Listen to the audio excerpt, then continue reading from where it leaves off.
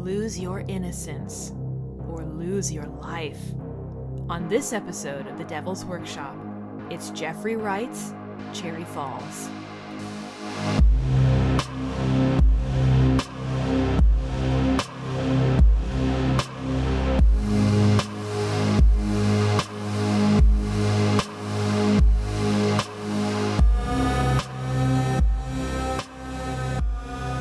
Hello, and welcome to the Devil's Workshop podcast. I'm your host, Katie Oliver. And I am your host, Nick Oliver. I am so excited for this week's episode. I am too, and not least because it's a dark and stormy night. Take that, Charles Brockton Brown. It actually is. It actually is, yeah. It actually is. The weather outside is looking, frightful. I would call it ominous. Mm-hmm. Yeah, hopefully we'll get some cool thunder on the recording. Yeah, maybe I'm not we'll get sure some thunder. We've never recorded actually during a thunderstorm, so I'm not sure if the mics would pick it up. It's ambiance. But that would be pretty cool. Hopefully we don't get audio of a tornado coming through. Right. Well, that would be kind of cool. Yeah, to have our last moments recorded.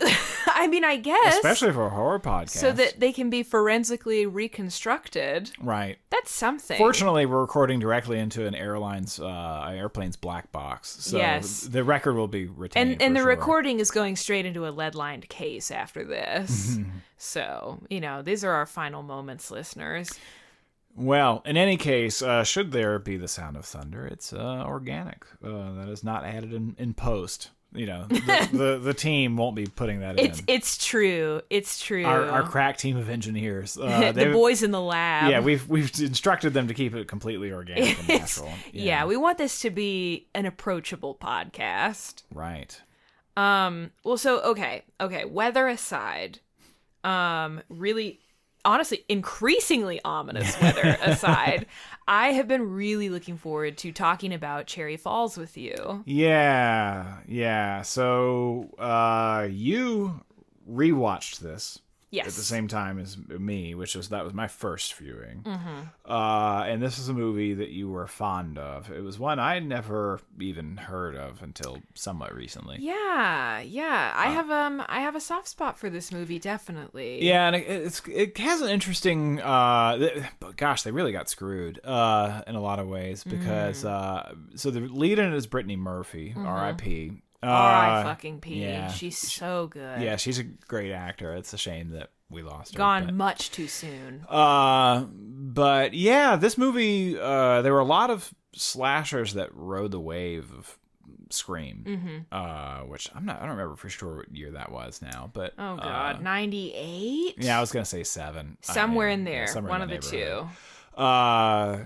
And this was to be one of them. However, there was some controversy dealing with its subject matter because a lot of it is to do with teens having sex. And so it got re-edited and shuffled off to air as a television movie on the USA Network. Oof. Which is that's rough. That's a bad fate.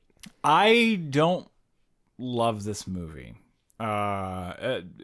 It's on this podcast, right? So of course I don't. Well, but we've talked about movies I think we could safely say that we love. Yeah, in my own way, for what they are, for sure. But this deserved better than being on the USA Network. Yeah. So yeah, it's a weird movie because it's definitely a theatrical movie. I mean, it looks like a real movie of its time. I mean, this is early 2000. Like, no movies look like real movies to me. I don't like the way movies from this era look, frankly. Sure. But it looks like a movie of its era. Yeah, it looks real. Yeah, it doesn't look like it belongs on the USA Network. It doesn't look like a TV movie. Right. And it's certainly, well, we'll get there. Yeah. So this movie is not as well known as it probably ought to be because of its limited release window, and it became unavailable for home media release for a long time. Yeah. I think finally a Blu-ray release of this came out. So it's obscure, though it needn't be. Like, the things yeah. about it, if it were released Yeah. in its time, it would have been as well known as anything else. And It's I just think the it's release had- got screwed it. I think it's had like a mild reappraisal since it's become more available again. Though I couldn't speak to like what the sort of popular consensus of this movie is, but I really like it. Actually, Yeah, the popular consensus it seems like it's generally more positive on it than I am.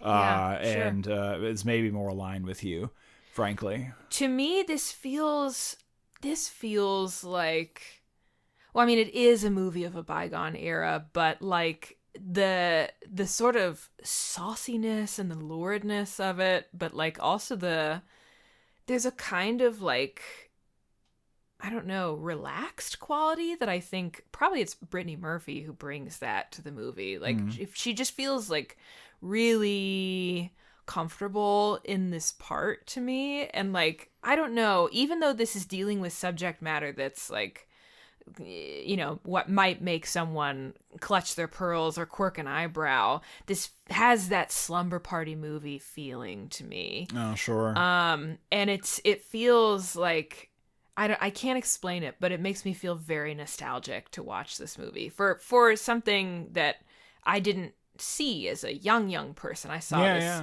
well into my 20s, I think. Well, or maybe 30, early 30s, I don't know. You know, the nostalgia, I actually do have nostalgia for it in some ways, because this is set in Virginia.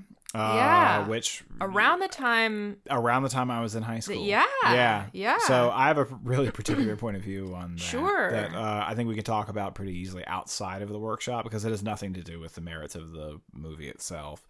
It's just the weird thing that I bring to the party. But yeah, that makes it a particularly fun viewing experience for me, because they do. I mean, I'll say this for the movie: the teens that are in the movie, I mean, most of them are played by older actors. But they look like teens. But yeah, they do look like teens of that era. They don't look like 38-year-olds. Yeah. Which is that's fun to go back to that era in some ways. I know that you just said you don't love the look of movies from this period, but I gotta say, like, this movie is so drab in a way that I find fascinating, given the subject matter and given the, like, I don't know, the sort of overall vibe of it. I just find this a really interesting movie. And I hope that you find it, if not good, then interesting as well, because I think we can have a nice conversation here. Oh, he's thinking, ladies and gentlemen. He's thinking hard. I mean, so the release stuff out, that's interesting in its own way. I mean, everything outside of the movie, it's still not particularly available. There's not streaming anywhere. You can rent it, but even that was like scarce for a time. You couldn't find it. So that element of it is interesting, because you're like, oh gosh, what do they cut out of this movie? Because what's here is not, I think, particularly transgressive, and it's fairly short. Yeah, which we're big fans of that. Yes, well, that's true. That's true. But that's a relationship of convenience on our part. Yeah. We can't go around watching Hannibal length movies from week to week. Yeah, that's true. We would die. That would be a bit much to take on. But you want to go ahead and get into the proper workshop? Yeah. Well, yeah. Let's do it. No, yeah. I mean, I guess. I'm just kidding. Let's do it.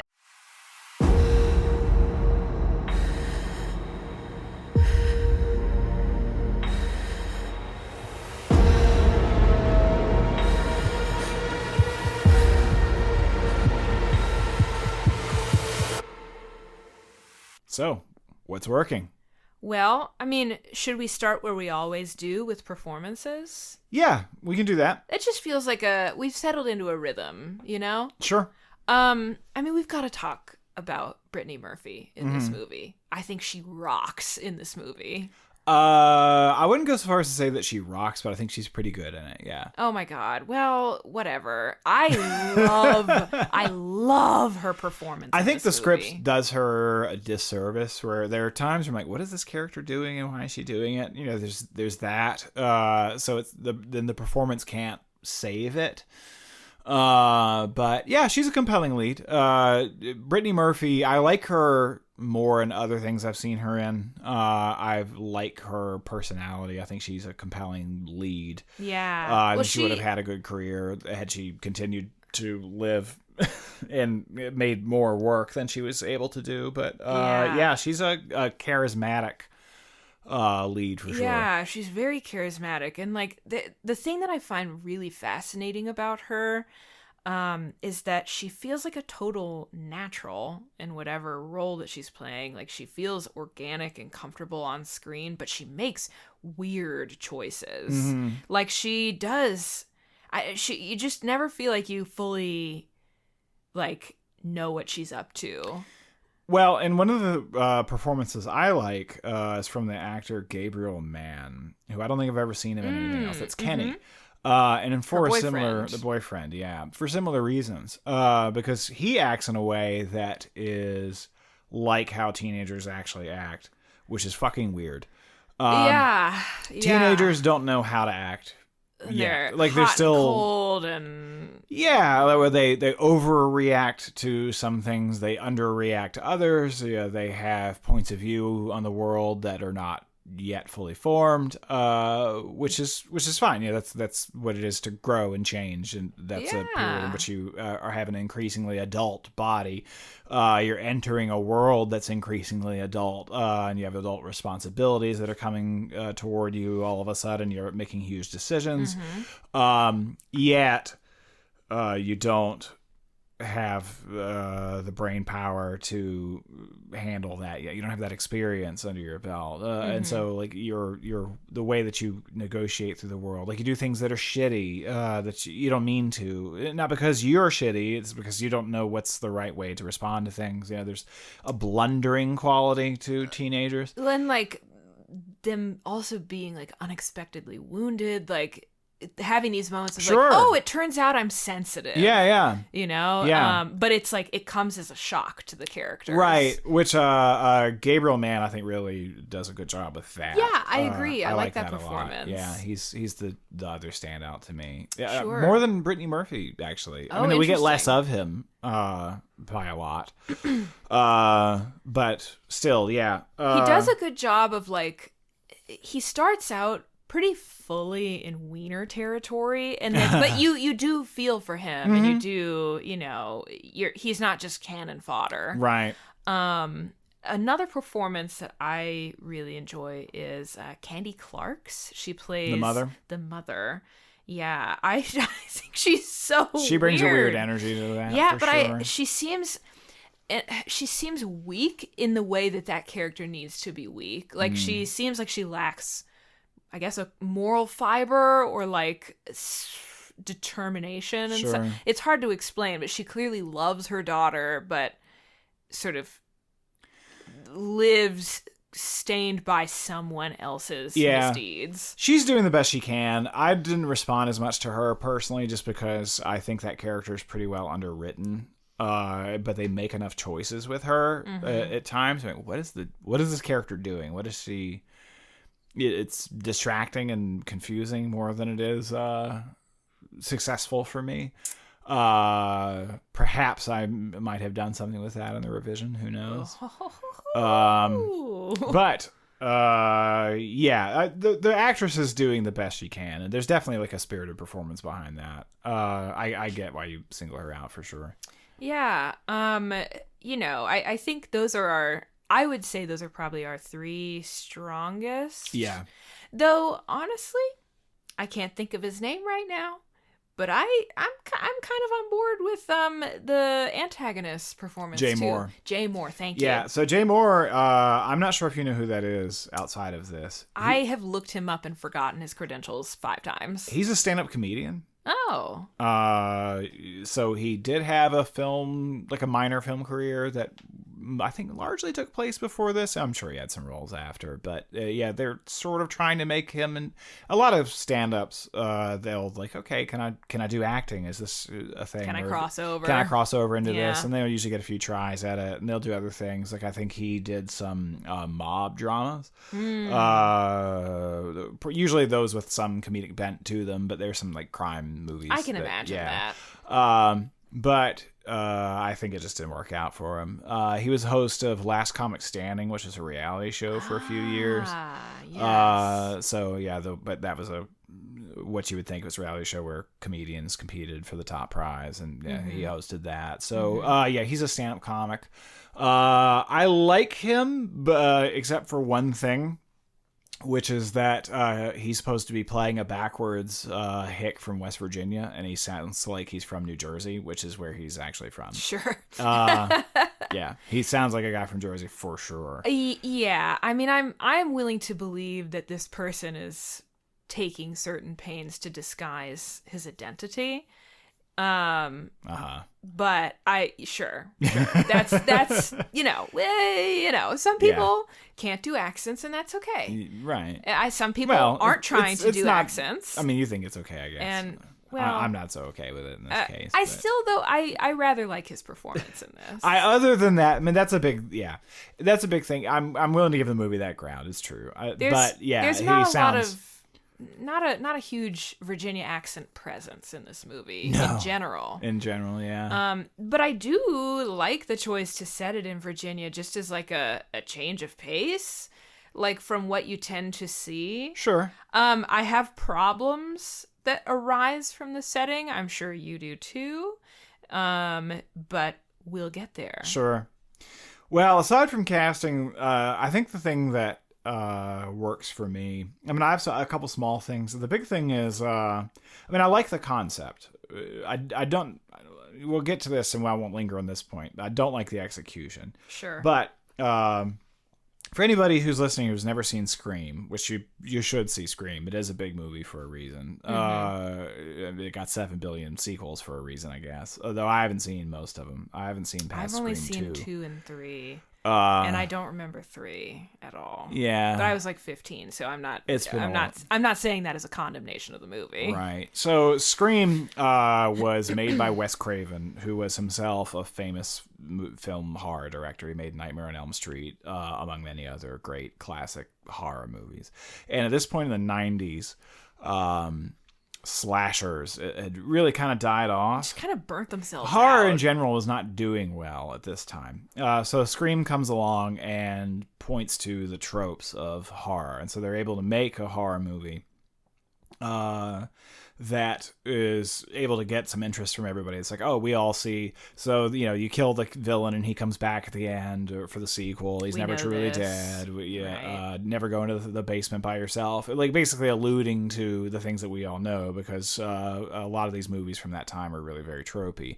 And they share a vocabulary. Yeah, and they're also very well known because there was a wealth of them made in the wave of Halloween, especially Friday the 13th comes along, and so everybody's like, okay, we can just churn these out quick and cheap. They're can make cheap sequels, and they can make a lot of money as like a summer blockbuster. And they'll be rented constantly. So by the late 90s, when Scream comes around, you still have people who are watching these movies in sleepovers. They had a life on cable, so they're just super duper duper well established. But the thing is, you didn't have to see 80 of them because you've seen 5 4. of them. Yeah, and you get it, right? Because they're all sort of going through the same ground.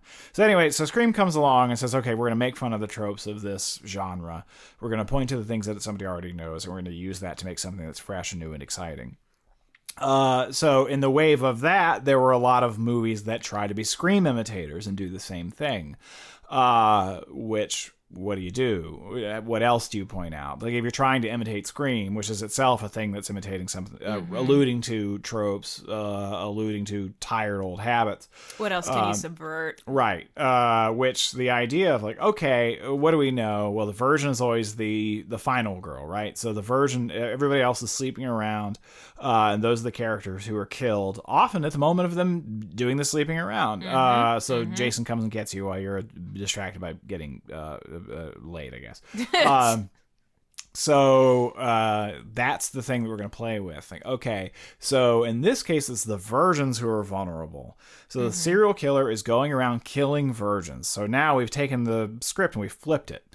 That's interesting territory because that's something like, okay, you can do something with that. You can make some kind of comment on...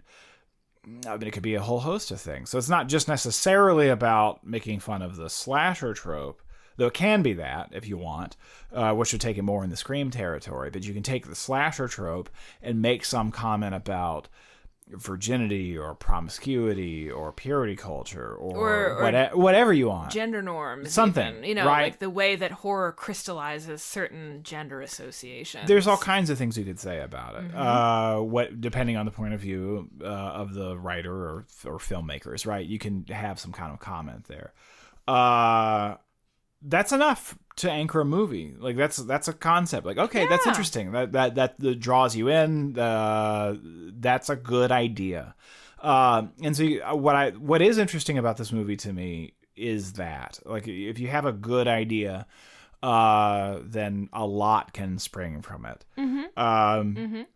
I think for me, I mean, I won't linger on this now, but a good idea is not enough. Like, then you have to do it, right? You have to execute on that idea somehow.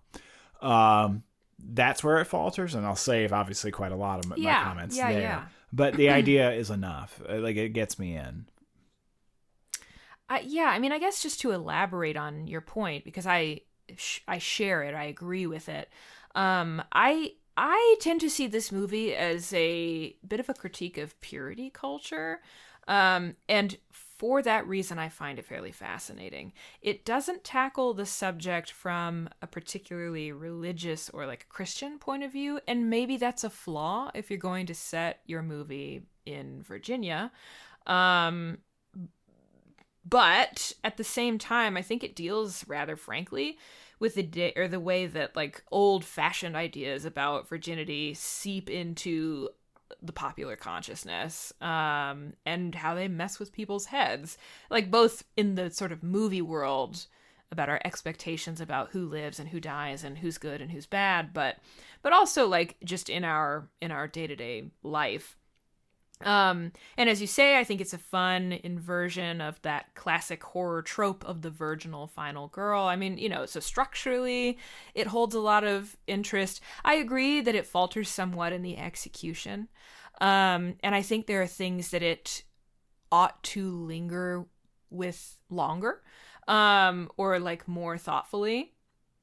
But honestly, I am very propelled by this premise as well. Another thing that I wanted to talk about is that the movie has a kind of like, what's the word that I want to use? Gothic, or maybe the better word would be like operatic quality to the tone, and the story. Like, everything is big. The truth behind the central mystery is horrible. It's awful, the things that have happened to some of these characters. The staging of the drama is quite lurid, and it sort of revels in the horribleness of some of the things and the ideas that it's exploring.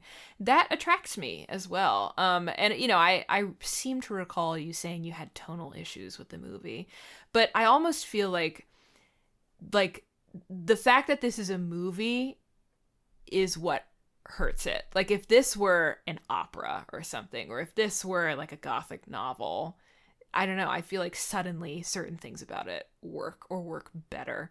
And I'm curious to see if you agree. I feel like it's almost like hampered by the stylistic conventions of its medium, if that makes any sense. I think I probably had better table my response to that. Oh, no. Yeah, we're still in the what's working section here. Sure. So, yeah, trying to keep it positive. On the keeping it positive section of our discussion. Right. Well, should I don't know if you're out of stuff. Should I rapid fire a couple of things? No, I'm not out of stuff. I do have some small things. Yeah. And again, we somewhat touched on this before, but I do like high schoolers in this movie do feel like high schoolers to me. That's often a problem with movies like this because they're played by 38-year-old men. And they're very like who have arch beards and and, erudite. yeah. 5 o'clock shadow. They have a big 5 o'clock shadow. They have back problems. They have jaundice. Their knees don't work so good anymore. They have retirement accounts. No, so high schoolers, there's little touches in this I do think that are pretty successful in that way. One of them is Jodie's friend Sandy has a crush on Mark, and so they're in the cafeteria. This is just an example of the kind of thing this movie does well. And so Sandy is staring across the cafeteria at Mark, who she doesn't know and she's never spoken with, and Mark is supposed to be in most movies he'd be like the hunky guy or he'd be whatever, right? He's kind of a dope. And Mark is he has his lunch tray and he has some French fries on his lunch tray and he's just squatting, he's kneeling over and eating the French fries off of the lunch tray with his mouth instead of with his hands. Yeah. Which is super teenager behavior. Like, why is he doing that? No reason. He just does, right?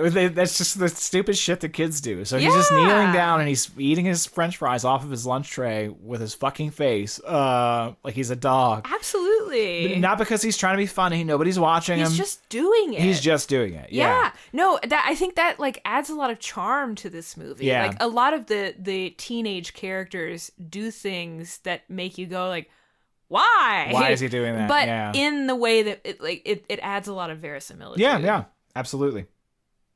Yeah, the movie's like kind of cute in terms of some of those small moments. I'm glad you find that as charming as I do, for sure. The whole thing feels a little bit Twin Peaksy to me. Would you agree with that? No. Oh. No. Oh. I would not. Oh, parts of it. Well, maybe I'm an idiot. I don't think that's the case. But there's something about it just like it reminds me of like almost like a modern update. That's horrible. That's not even exactly what I mean, but like it's looking at Twin Peaks and thinking about it, and it's not preserving that same like transcendental meditation tone. It's like so like drab and strange. I don't know. So it reminded me of, okay, I'm just gonna stop. Yeah, I'm bouncing right off of that one. Okay, yeah. Fine. Twin Peaks, for anyone who doesn't know, it is a television series that aired in 90 or so. So it was about 10 years before this, directed by David Lynch, who was a really experimental, really great artistic filmmaker. It was weird for him to have made a television series, especially at this time. But it's about the murder of a young high school girl. And an outside FBI agent comes in to investigate it. It's in a rural, like Pacific Northwest town called Twin Peaks. Really, really great. Very specific tone. I think I'm more thinking about look than like the vibe. Okay. Look, it's fine. It's fine. We'll move on.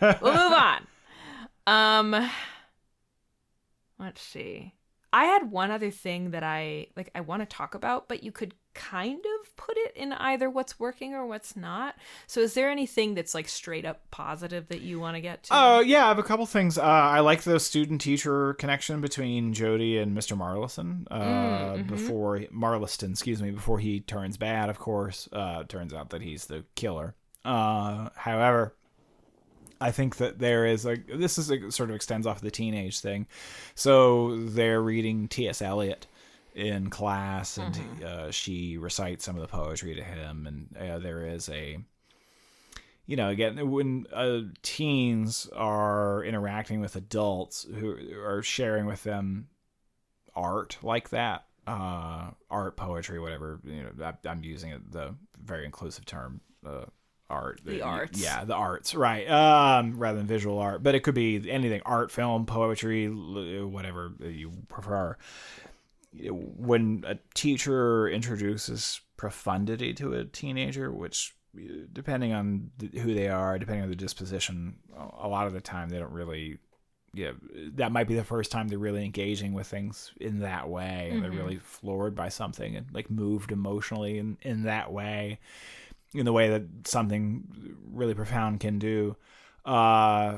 It does create this sort of weird intimacy between a student and a teacher. It certainly can. And you can see these sort of connections that are like kind of inappropriate, but like the teacher sort of has to field them off, like, okay, so like, you're giving me a lot and I can't reciprocate it, and so thank you. And I mean, it feels natural and organic, and in there's a way that I've observed in real life, the relationship between those characters is hampered by the roles that they play in one another's lives. Like, they can't just have a sort of human interaction about like the art that moves them. It has to be sort of regulated between, like, you're an adult and I'm a child. I'm a professional teaching you. You're being taught by me. Like, you're my subordinate in this case.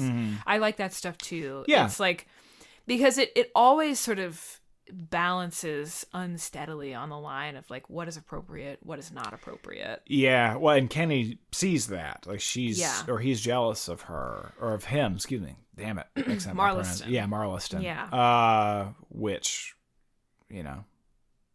that becomes complicated as the movie indeed moves along. But, indeed.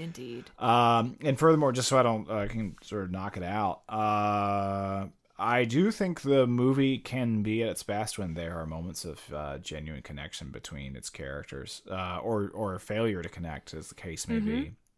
So again, Sandy has her little crush with Mark, and so they're later off at the teen orgy. Not a sentence you would think we'd be saying very often. Yeah. But let's give that some context, actually, because I don't think we fully said we're obviously not the conceit of the it's discovered that there's a killer who's going around killing teen virgins. Which eventually would go to the local high school in Cherry Falls, Virginia. So it eventually, the police announce that that's what's happening, which leads to the kids basically throwing an orgy, a cherry popping party is what they call it. So the idea is we're going to all lose our virginity. So we'll be safe. And in so doing, the killer won't kill us. This is a life-saving measure, right? So that's the movie. That's what it's about. And so the sort of the lead up to this, right, and around orgiastic venture. Anyway, so Sandy has her little crush on Mark, which so later on in the movie they're off having their big teeny orgy. So she meets up with him, and she in the hopes that she gets to sleep with him because she has her crush on him, and he doesn't really know her, like she doesn't, because they've never spoken together. So they have no connection to one another, and so everybody at the orgy is having a slow dance, like they're having a big party, and they're all pairing off.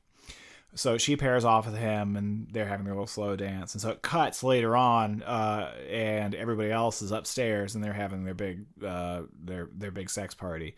And it cuts to them where the slow dance was happening, and the two of them are still slow dancing together. Yeah. So they've actually found a romantic connection with each other that's beyond like, oh, I'm going to lose my virginity. How great is that? It's beyond the sort of utilitarian purpose of the gathering. Which is a real, like, oh, this is a nice little emotional moment for this movie. Because it's sort of wanting for that at this point. Furthermore, you have Kenny and Jody, who you think at the start of the movie is just a shallow, like he's just trying to sleep with her, and it eventually you realize she tries to, through the premise of the movie, so she eventually is trying to get revenge on her parents and decides to have sex with him, but he doesn't want to, at least by that time, because he's like, I don't want to have sex with you because you're mad at your parents. Like that's not fair. Like, I want to have sex with you. He kind of discovers how much he cares about her. Right.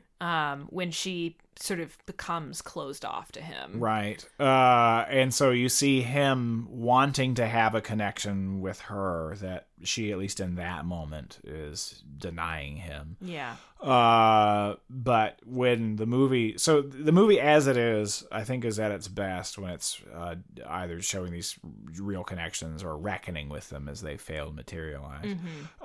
There's some good stuff there. Yeah. Yeah, I agree. I mean, okay, this is a sentence that I never thought I would say, but the the orgy scene, or the sort of extended set of scenes that are showing, and you don't see anything, you just see some smooching at most, but it's like kind of sweet, you know, like you see these teens, they're afraid for their lives, and so like that, you know, yes, like they go and decide to lose their virginities for the purpose of not being killed, but like you see all these different moments of people, like, yes, even though they're still deciding to follow through and protect themselves, like the sort of facade drops, like they're able to sort of step out of their high school roles and just like meet other people face to face in a way that I found rather tender.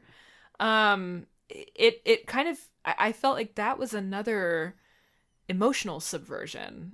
You know, it's like for all that this party is meant to kind of take care of some business, right, it's not as quick and dirty as you might expect.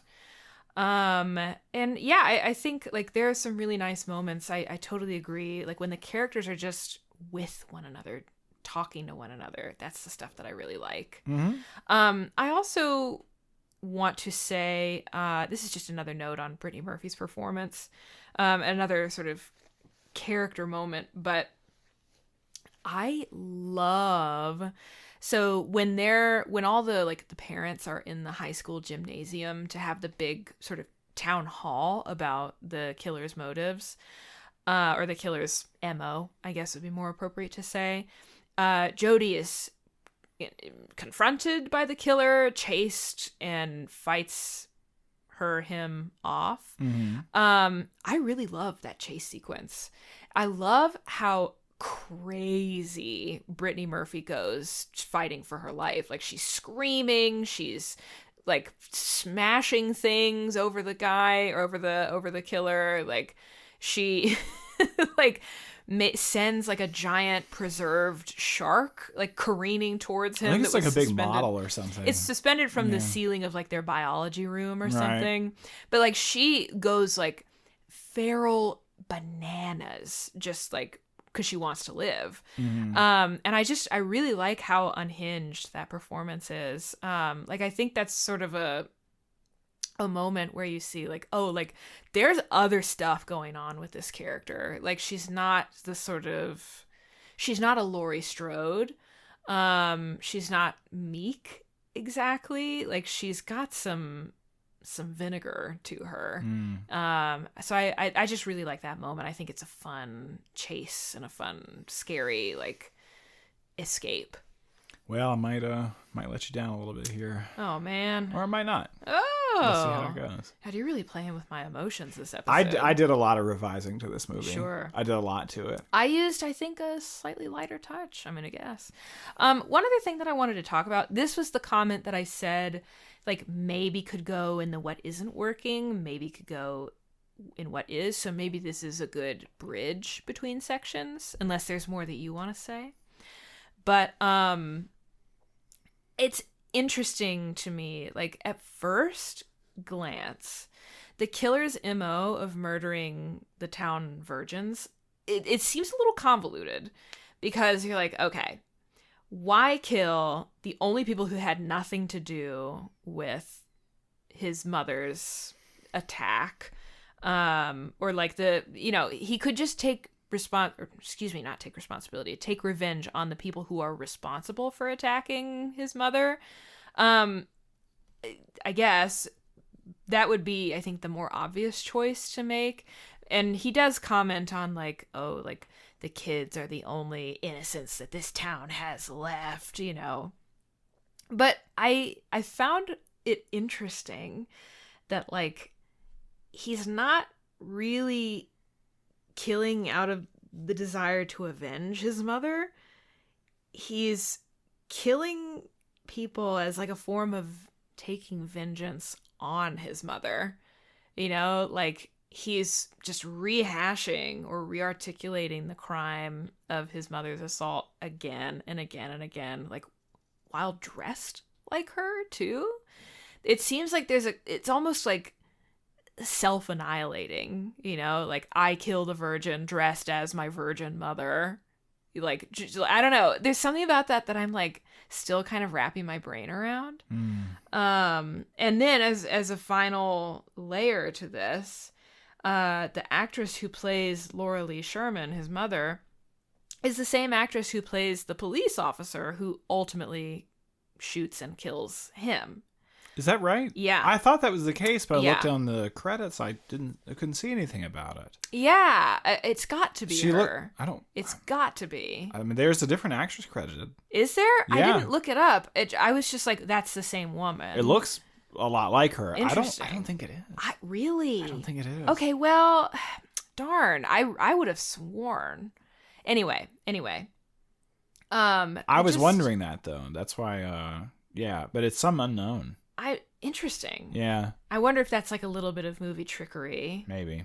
Anyway, I wish the movie unpacked this, like the urge to destroy the mother a little bit more. Or like it feels almost kind of Freudian.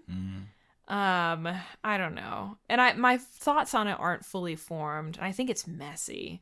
But I just like the more I think about it, the more I'm like, I haven't seen that before. I'm gonna disappoint you. Oh man. Okay.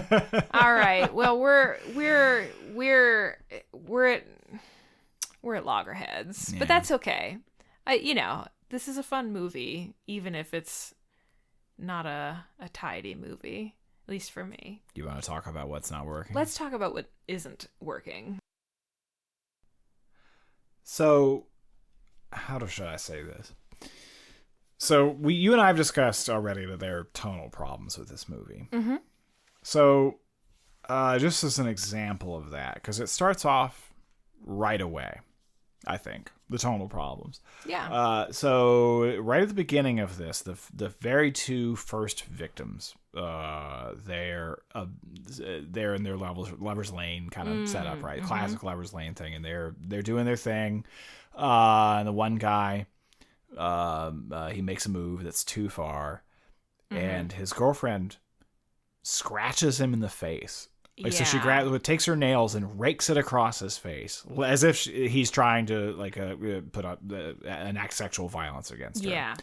And then he's like, "Well, baby," and she's like, "Oh, okay," and then goes to continue their making out. Right. Now, imagine, just as a for instance, that you and I were maybe up to something like that, right? Canoodling. Yeah, and you were like, "Hey, baby," and I'm like, "No, I don't want to," and then I punched you in the face.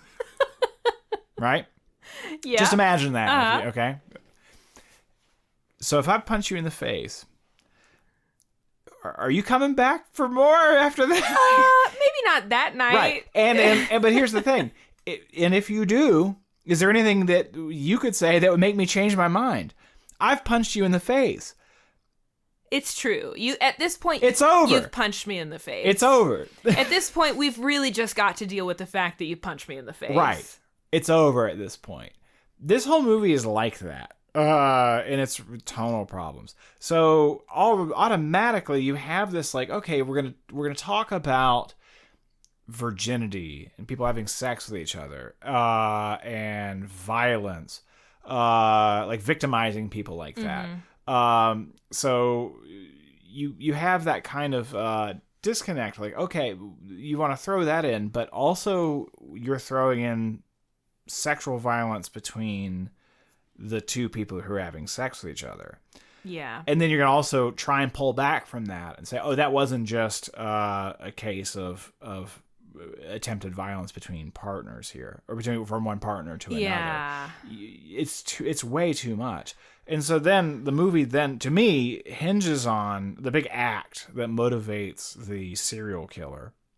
The inciting incident is that his mother was gang raped by one of the members, one of the people who did it, one of the perpetrators, is the protagonist's father, right?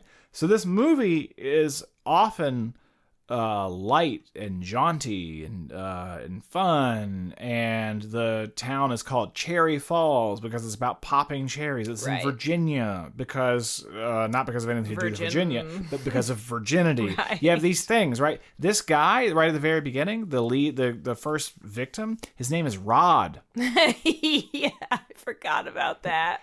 You can't do that and then have the inciting incident be gang rape. Sure. You can't do it. It can't be done. It's too much. It's way too much. And so any sense of fun that this movie could have, which it at times does have, it's dead the instant that's introduced. Like, okay, this movie, for me, this movie dies at that point. Like, it's over. And there are things that are in isolation that come after it that are interesting. But in the context of like, okay, I can't have, this movie's no longer fun. And anything after this that tries to be fun can't be. Because the subject matter is much too heavy. I mean, you have her mother who has this big, they were just the star football team. Like, it's so real. And there's a real, like, emotional performance there. Then later on, Michael Biehn, who has been asleep through this whole movie, as far as I'm concerned. Oh, yeah. Suddenly wakes up and he starts crying and sobbing. I knew what I was doing. No. You can't, that shit's gotta go. Sure. That's a massive miscalculation. Which I even did a little reading about the movie, and apparently the scriptwriter wanted to make a light, jaunty, fun, exaggerated, heightened, satirical movie about teens and virginity, and the director was like, no, we need to take it dark. Right? Yeah. Well, they did both, which is the wrong decision. That's the wrong choice. If you want to make a tragic horror movie about a killer being motivated by his mother's having been a victim of sexual violence, great. But you also can't have like the first victim's name be Rod. Sure. You have to pick a lane. Yeah. They went right down the middle. Which that's the most dangerous lane to be in if you're driving a car, right? Right. Yeah, it kills the movie for me. Like it's just completely crumbles. Upon that. I think that's a totally fair criticism, and I honestly mostly agree with you about the tonal, like the extreme tonal disjunction. I wish that the movie had committed more in either direction. I think the shape that I imagine, I talked about like opera or like gothic horror, sort of being transplanted into this sort of 90s scream parody, shape. I also think like maybe something that could have worked is looking more to, say, giallo movies for cues.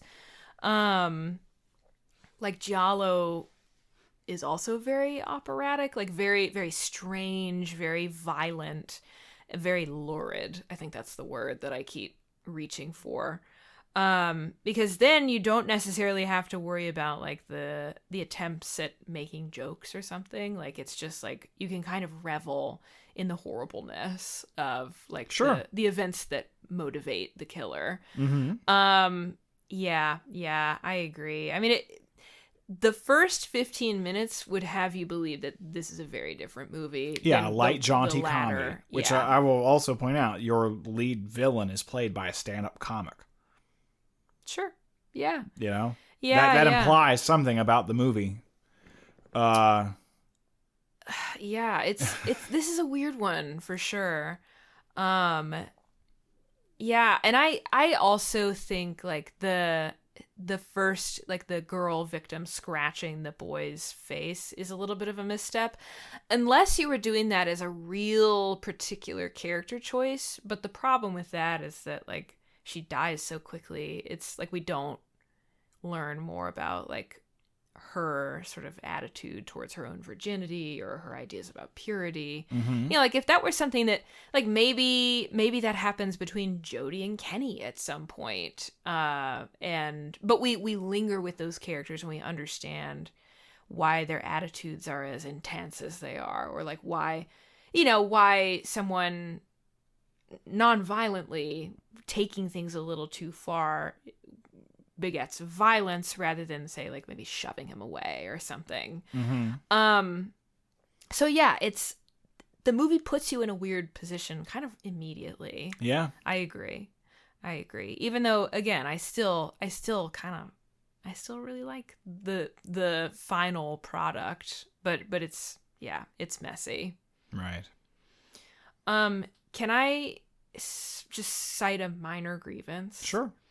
Why is it that every time you have like a villainous teacher character in something, like every time you have like a crazed pervert teacher, it's always an English teacher? Have you noticed this? No, I have not noticed this. I have noticed this. Okay. And it's not just in horror. Like, it's in, like, prestige drama and Is that one of the major problems in this movie? No, it's not that it's a major problem. It's just a pet peeve, Okay. If you're allowed to have your list of pet peeves, then so am I. Okay. But just as an English professor, I take umbrage at this. I have to assume that's at least in part inspired by the fact that writers tend to be... like, all movies are written... Right? So all of these people are English people. They're kind of writing themselves in. I'm like, can we have like a psycho like chemistry teacher or something? I mean, okay, not like a mad scientist, but like a history teacher. I don't know. I just feel like the English teacher community is being slighted. Well, I have a bigger problem. Uh-oh. Uh-oh. What is it? So the thing that excites me about this movie is that you're taking a familiar trope and you're inverting it, right? Mm-hmm. So great. Now you have your premise. What are you saying about virginity? Is there some comment being made about it? Is it about teen promiscuity, purity culture, sex in media, something? I don't know. What's the comment being made? It feels like this movie wants to be a satire, but it can't be, because I don't think this movie has a point of view at all. I think I know that you said you think it's an element, or there's a comment on purity culture. I don't think there's like a comment being made at all. I think it has no point of view. I don't think it has anything to say. There's the vague idea of virginity as a proxy for innocence, which, I mean, obviously that's an element of purity culture, but it feels like that's a much bigger, much more involved beast, whereas virginity and innocence being aligned, we're going back like 10,000 years on that. Like, that's a much older thing. It's much more prevalent across many cultures, that idea, right? So I think it exists also very well outside of purity culture as we would recognize it, which is itself an extension of conservative Christianity and all that stuff, especially at this time. Probably a little stronger, a little further back, but still existing here at this point in time and in this part of the country. I don't think it has anything to say about that at all.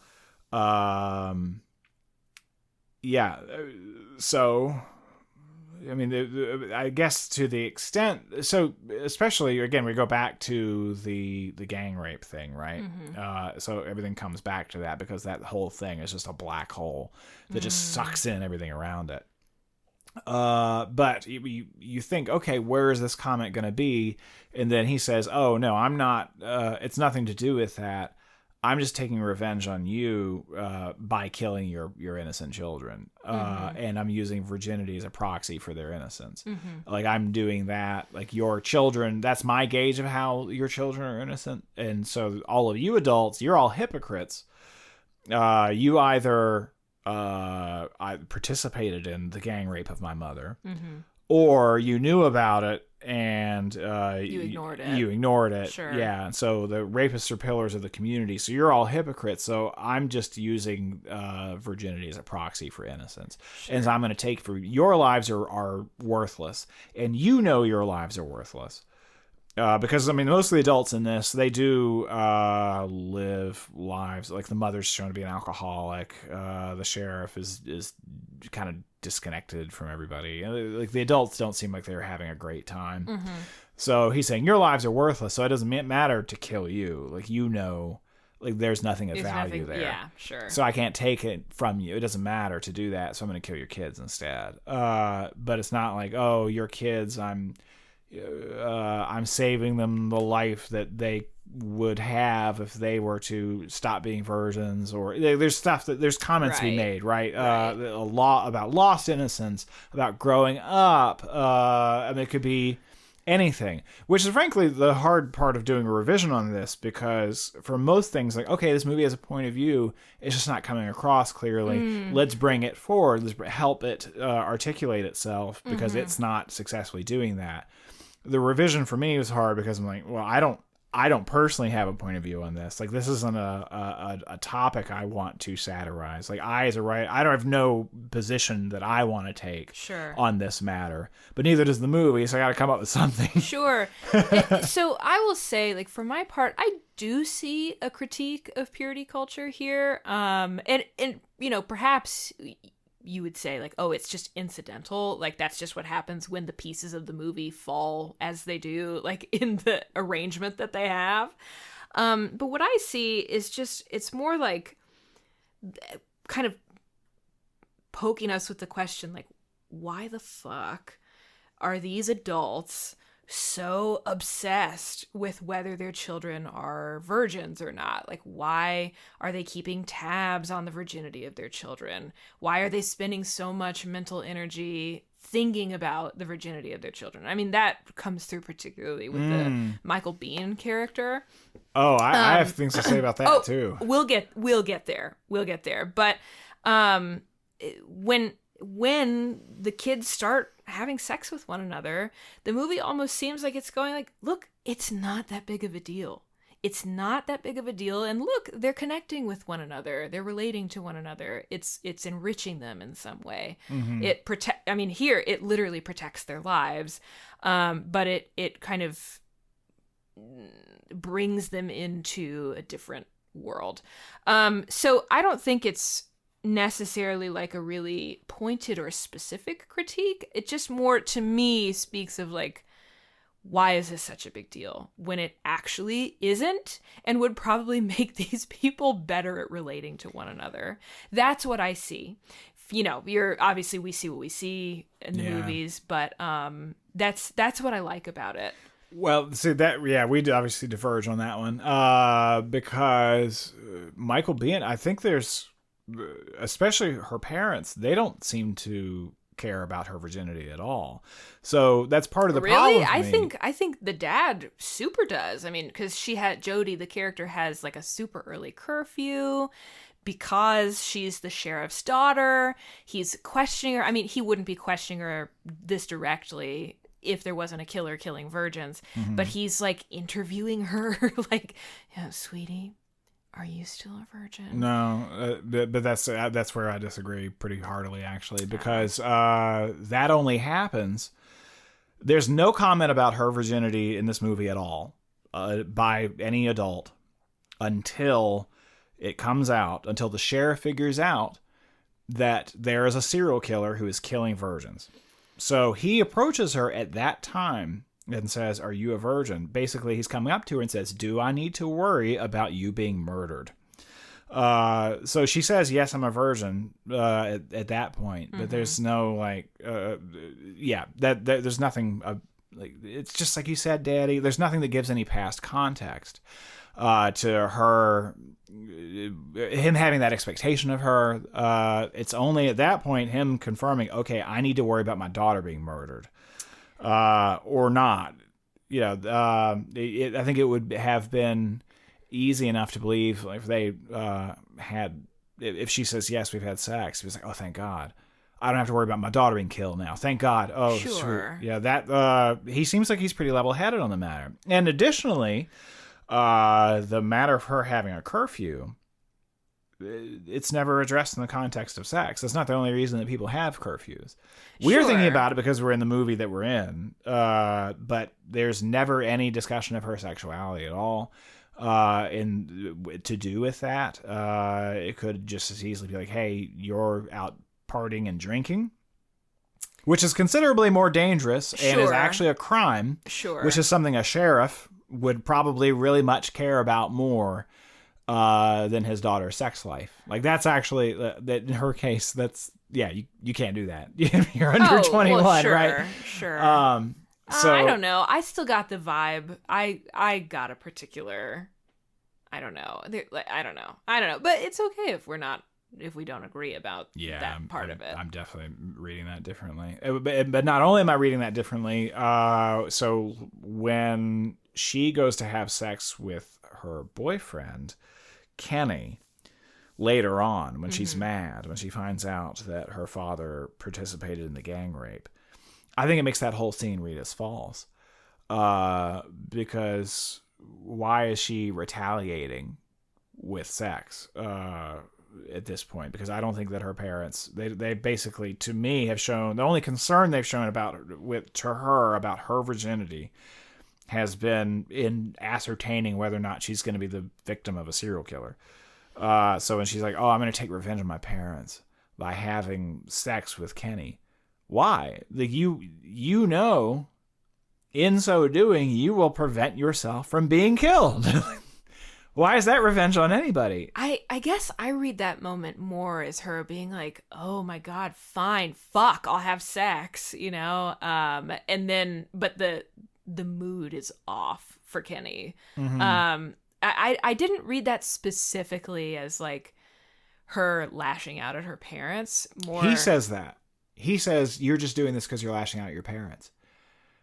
Kenny verbalizes that thought. Yeah, no, but I think he's misreading the situation. In my reading of the movie, maybe it's just like he's not understanding where she's coming from. Maybe. Again, we could quibble about that, but because I think there's something interesting about the Jodie character. It's like when she does try and tap into her desire, like her desire for sex or her sexuality, it's like frightening to Kenny, and he starts sort of wanting or asking for something that's a little more conventional from her, like, oh, like, you only sleep with someone you have really strong feelings for and that you're in love with. But by that point she's so frustrated that she's like, no, bite me, do kind of push me around a little bit, let me push you around a little bit. And like, it's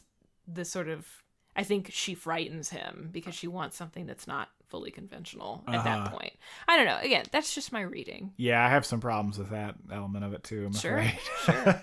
I'll come back to that. Oh gosh, we found ourselves in a real thorn patch here. Yeah, I will cycle back to that particular scene shortly, but I think that some of the character arcs are muddy here. So among them, Kenny, right, who I think is a standout performance for me, but does he change in the middle after Jodie's attacked? I'm not actually sure. I don't know how to interpret his actions fully. So if you rewatch that scene, it reads as false. Like, we know where he winds up, right? Like, he genuinely wants to sleep with her because that's what he wants. It's not because I want to have sex with somebody. It's like, I'm close to you and I love you and I want to have sex with you. That's an extension of my love for you, right? So that's where he winds up. Great, fine. Is he that all along? Or maybe does he become that when Jodie is nearly killed? Maybe. I'm not sure. Does he become that when Jodie rejects him and he goes to the sex party and tries to have sex with somebody else and he can't do it? It's like, no, I just can't do this. I have to go find Jodie. Is that sort of the moment that happens, that crystallizes for him? Maybe. The reason I'm not sure is because it's for a couple of reasons, actually. So in that scene where they reunite after Jodie has nearly been killed and she escapes from the serial killer's attack, the language that he uses is very manipulative. Mm-hmm. And I don't know if that's on purpose. I can't tell. Like, she reads it as manipulative. So because he's like, hey, why don't you come to the sex party tonight? You can have sex with me. All the language is a little more graceful than I'm making it, to be clear to anybody. So I'm making it very frank about what is being put out there. So come to the sex party and have sex with me. And she's like, I don't know. I told my dad I'd be home at 3. And he says, "Oh, if you don't want to have sex with me, then just say it. But just don't blame your dad." And she's sort of like, "I'm not. I said." Yeah, like, so they're not. Like, she is telling the truth at that moment, but he's sort of shoving that to the side, like, "Oh, you're lying to me." So there's some manipulation that seems like it's happening from him. So has he changed at that point? Or has he not? I don't know, because it sounds like he's manipulating her into having sex by casting aside her explanations as excuses, false excuses, right? I don't know. I don't know if that's what is that. I think that's just better off not there. Sure. But additionally, I think that there's a way that could be interesting. So at the very beginning of the movie, I think there's ways to clarify this. So at the beginning of the movie, they're trying to have sex, or he's trying to have sex with her, and she's and he's like, "Oh, don't you want to not die a virgin?" Obviously hinting at the movie that's about to happen. And she's like, "Oh, I care about that. Like, I care about global warming." Which is obviously like a years-long phenomenon, right? Right. So that's his way of saying, you at the audience, like, okay, this guy wants to sleep with her and she won't do it. Which you're left to think this is because he's a teenage boy and he just wants to have sex with somebody. But is he reacting that way because he's in love with her and he sees having sex with somebody as an extension of that, and she just won't have sex at all? So she doesn't love him in the way that he loves her. Is that what's at play? I don't know, because it doesn't give enough. There's no explanation really given at any point about her hesitation about why she doesn't want to do it. That's true. And the Jodie character is self-possessed enough that I suspect she has a reason. Yeah. Like, "Oh, I'm just not ready yet." It could be something as simple as that, or like, maybe I kind of want to, but my dad or whatever would come down so hard on me if I got caught. It's not worth it, or something. Something. Like, I believe that this character has a reason to act the way that she does. So that's kind of the problem here. So I don't know if Kenny's going through an arc. Like, is he changing? Is he growing and changing over this movie? Or is he or is he being revealed to us? Is he always the same guy, and our expectations of him are falling away because of who he is? Like, okay, he's a teenage guy, and in this movie, we've just met him in 5 seconds, so I assume he's going to be, or 4 or 5 seconds, so I assume he's going to want to have sex with her. That can be okay too. So the character doesn't have to change so much as our expectations of the character, our understanding of him changes by more information being given to us. That works too, for narrative satisfaction as an audience member. But I'm not getting either. Yeah. Not enough. Additionally, let me refer to my notes here. So yeah, the rejection of the parents is obviously, we've discussed that. Yeah, this is a footnote to that, my thought about that scene. So that was another thing of like, okay, what are these arcs? What is she thinking at this point? Is she growing? Is she changing? So a footnote to that scene is the bite my foot thing is a really weird choice. So when she goes to have sex with him, he wants to have like romantic, like, tender. I love you, right? And she's like, bite my foot, bite my foot harder, no, harder. Which like, no teenager in the world lost their virginity that foot way. Biting. Yeah, right. That's not just ever in the history of the whole world. That's weird, right? I mean, I understand foot fetishes are a thing, but holy cow, no, this is not a teenage girl. It does not. It just doesn't happen, right? And so I'm like, what is this? Is this because you're trying to? I feel like what they're trying to say is, okay, we're trying to represent healthy, like, romantic sex between two loving partners versus unhealthy, wrongly motivated, I guess kinky sex, right? But it's still on the USA Network. So that's the best they could do, because it doesn't actually show anything. Right. So in a way, I appreciate that they're stuck in how they can deal with it. I'm not sure what the solution to that is. I know this is not it. That's got to go. That's so fucking weird. She should have just started choking him. Why not? Sure. Why not? I guess. Yeah. In a big chicken costume. Right. Yeah. I understand what they're trying to demonstrate. But you can't. I mean, the fact is, a teenager trying to lose their virginity isn't going to go into the weird territory like that. Sure. It just doesn't happen. Yeah. Like it just makes me feel like the character is a weirdo. And in a way, I don't necessarily mind it that much, because it's a Brittany Murphy character, and as I said, she makes weird choices. Mm-hmm. Like I kind of buy it coming from that character portrayed by that actress. But yeah, they are kind of in a bind in terms of like, how can we show the sort of the sexual dysfunction between those two characters who want different things, who expect different things, or need different things at that moment. I have actually something that's related to that, where it's like the very next scene. Unless you had more. Okay. So I wish, because, okay, after she leaves Kenny and she rides her bike over to Mr. Marliston's house, we all know what she's going to do. Like, she's trying to initiate something with Mr. Marliston. That I think that's pretty clear. I wish there had been a little bit more time, or I wish we had like lingered with those two characters a bit longer before, his heel face turn and he reveals himself to be the killer. Like, I wish, and let me be clear, I'm not advocating for a student-teacher relationship in any circumstances. That makes me really uncomfortable. But I think lingering with that sort of borderline appropriate, inappropriate thing that they have going on, where Jodie is sort of pushing boundaries a little bit because she's attracted to him, both because of who he is, but also what he represents, like a doorway into a more cultured, a more profound and educated world, a non-teenage world, the world of adulthood.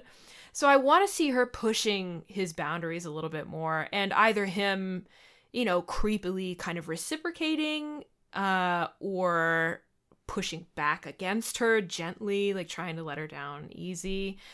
But also there's the complication of the fact that he wants to kill her. Like, I wanted to just live in that space a little bit longer. I think the climax pops off much too quickly, and it moves so fast, that we don't get to really capitalize on that nice, like, just uncomfortable energy that's between them. I don't know. Would you agree? Would you disagree? Yeah, depending on the direction you want to take the movie. I think that's a reasonable thing to do with it. I took my revision in a pretty specific tonal direction. Sure. Yeah. Oh, gosh. I can't wait to know what your revision is. Let's see. Yeah, I think I just want a little more scene chewing. Sure. Out of that. Because I'm like, well, you've set these pieces up, so why are they suddenly, like, knocked over, I'm trying to think what other major stuff we should talk about, because there's plenty, really. Okay. Go ahead. Oh, I was just gonna say I only really have one other major issue with it. I don't go so far as to call it major, but it is a point of disagreement apparently between the two of us. So I have to. We got a lot of those on this one, I'm afraid. But I'm not sure the cross-dressing is earned. I have problems with that, actually. Sure. Not because of it being a delicate topic or something to do with transgender people or anything like that. It's not really that. It's just that's such a shorthand for this person is crazy that it feels like cheating.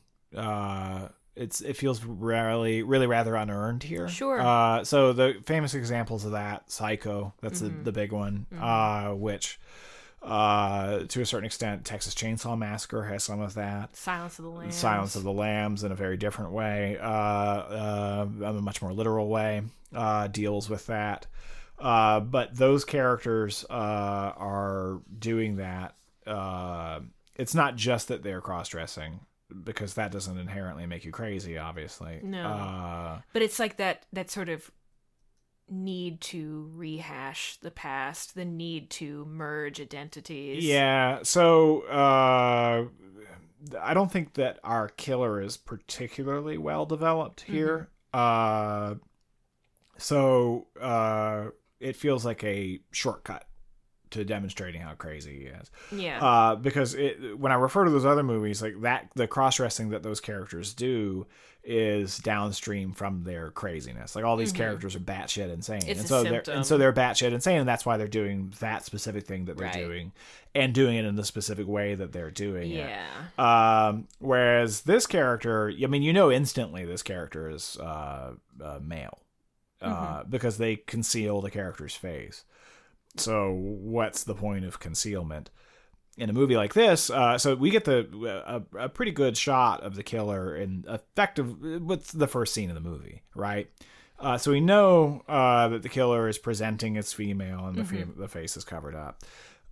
If the character is not male, right? If it's not somebody who's cross-dressing, why conceal the face? Because we don't know who that is. Otherwise, you've just got like a Sadako figure. Right. So it could be, but if it's a female character, like if you're preserving the mystery, who is this character? It doesn't matter what she looks like at that point in the movie, because we don't know any characters otherwise.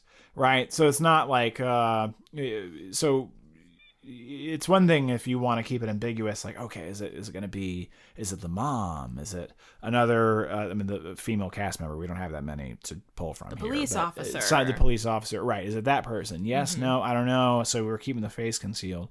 Here, there's really no point. Additionally, there's a bunch of scenes of the killer playing with their weird weapons, which is kind of knife with a detachable blades, like some kind of quick change thing. I don't know, it's weird. They're trying to create something stylistic, and it's just like an oddball little weapon that they use, right? But that you can tell from the hands, like, okay, that's a man, right? Who's painting their fingernails, right? We basically, okay, this is a man. Which does help you to know straight away, okay, well, it's got to be Mr. Marlison, because there's really nobody else. Instantly it's the teacher. You basically like, okay, it's either the teacher or the principal, because we've only got a couple male characters who aren't the sheriff. And then you move on. Okay, all right. Well, the sheriff is by so process scared of about. elimination. Yeah, like the movie reveals pretty quickly. Well, it's not him. So the cross-dressing feels like it's a cheat code. Like, okay, well, look how crazy this person is. He's cross-dressing, right? Whereas it should be opposite of how it presents itself, I think. I don't think that the movie justifies the character dressing as the mother. I don't think there's really any like, oh, he's dressing as the mother because there's nothing there. I just don't think there's an explanation for that. I mean, I think like you could have something like I think I was saying earlier, and I was having trouble articulating myself because the thought is still kind of coagulating in my mind. Like, he both wants to avenge the thing that undid his mother, but also he hates her.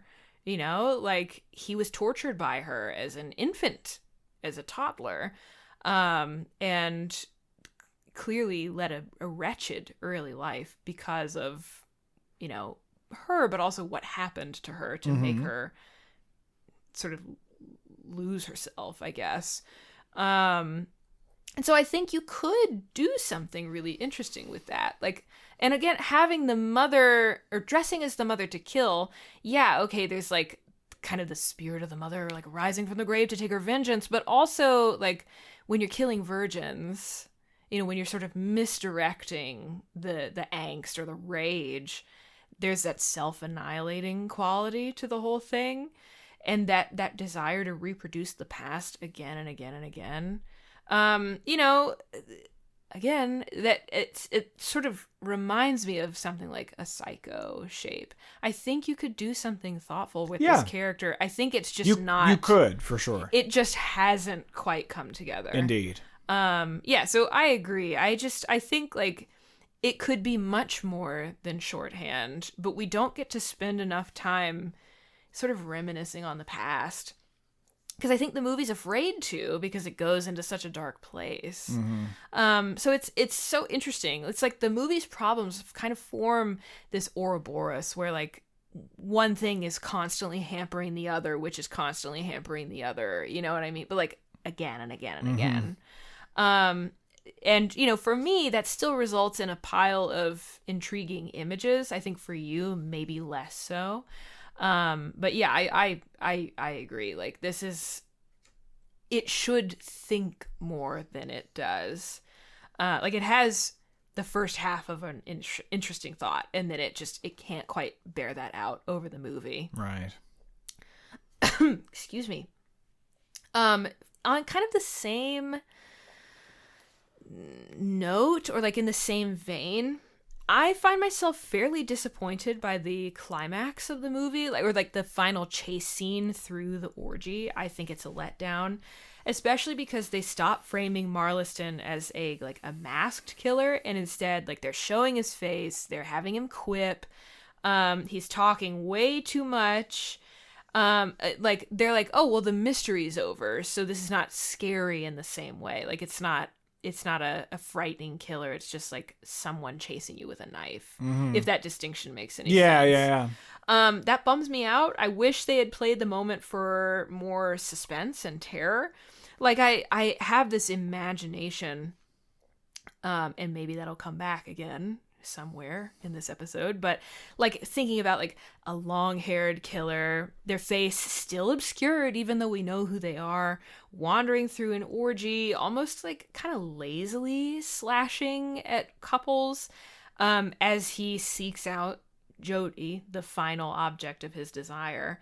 I want something that delivers on that operatic giallo-esque promise, you know. I also don't like the fake out death. I don't like that the police officer for some reason gets the final blow. I would rather have her assist in weakening or hurting the killer so that Jody can finish him off.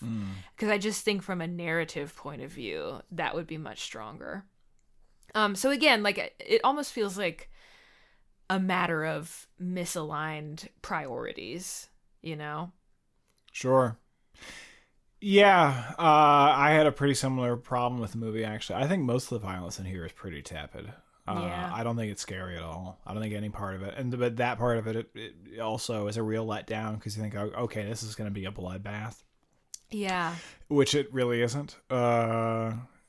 I mean, Scream, again, this is obviously replying to Scream in so many ways, but Scream is an intense movie. Yeah. It's really rather it's intense. Creative. Yeah, while also being funny and exciting and interesting. It's intense. Especially that first scene in Scream where Drew Barrymore is killed horribly. Yeah. What's And I can't think of the actress's name right now. What's her name? McGowan? Rose McGowan. I find her death fairly frightening in that movie too. Just because it's so cruel. Yeah, sorry, didn't mean to interrupt you. Yeah, but this movie just doesn't have that edge to it. And I'm really not blaming this on the movie entirely, but they do. It's not their fault because it was edited down to wind up on USA. So God knows what the bloodbath was originally there. Sure. But I was thinking also of Sleepaway Camp, the latter portion of Sleepaway Camp, when the killer really starts cutting loose and there's just dead people everywhere. Yeah. Because basically a killer walks in an orgy. I want to see a scene of mass murder. That's, we're building up to that, right? So then it's Yeah, it feels really gutted by the end. Yeah. And something that I was thinking about is in the intro kills where the killer murders the two teens at the Lover's Lane. Mm-hmm. there is one part of that I'm like, oh God. And it's when he's, in the process of killing the young woman, and he kisses her, like, as he's, being violent.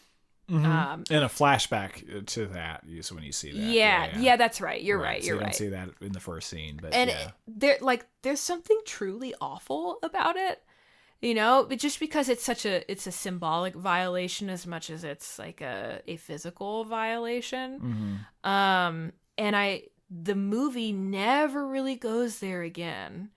There's never any mention of like, oh, the killer, like, we found their DNA on the victims. There's a specific mention that you don't. Yeah, but I mean, even something like the kiss, the killer's kiss, could be quite terrifying, I think, because again, it's such an invasion, like this killer comes into your home. He harms you in a place where you should feel safe. He harms you because you've chosen to, quote unquote, play it safe sexually. And then as a sort of insult, there's that like little layer of violation, the kiss, a sort of mockery of the intimacy that you have not permitted yourself to experience. Mm-hmm. I wish they had done more with that. I wish this movie was more brutal, or else more popcorny and silly. Mm-hmm. I think they really need to pick a lane. Yeah, more movies need to pick a lane. Yeah. This is a really minor thing, but just one thing where I was like, okay. I thought it was so lazy to have Laura Lee Sherman, the mother, be, sexually assaulted by 4 people in the past timeline, but only 2 of them are around for the movie. I wonder. Come on. Yeah, like, what's that? This feels like, we ran out of money. Oh, no one will care. Don't think about it.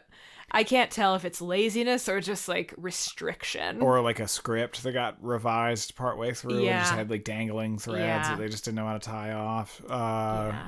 Like maybe it originally started there was an idea with those killers being, or the rapists being murdered. Let's change it. Really let go. Yeah.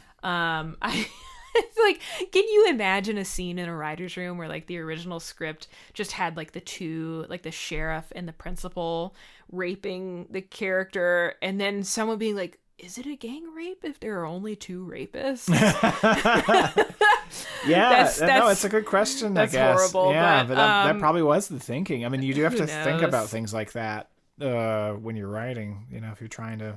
Does it make sense? The devil's in the details, as they say. Yeah.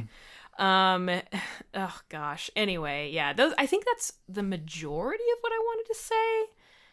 I wish this movie, honestly, and I never say this, I think this movie could benefit from having like an extra 20 minutes or something, just to have a little bit of a think, okay. to linger with certain things. That's not necessarily what I've done. Sure. But I don't know. I mean, is there anything else to say? I think I am ready to get into it. Okay. Well, I've got to go cut a model of a great white shark off of the ceiling of my science classroom and launch it at, someone. But then I'll be back with my revision. Oh, okay. Well, I'm going to go chew on your foot harder. No, harder. And then I'll be back with my revision.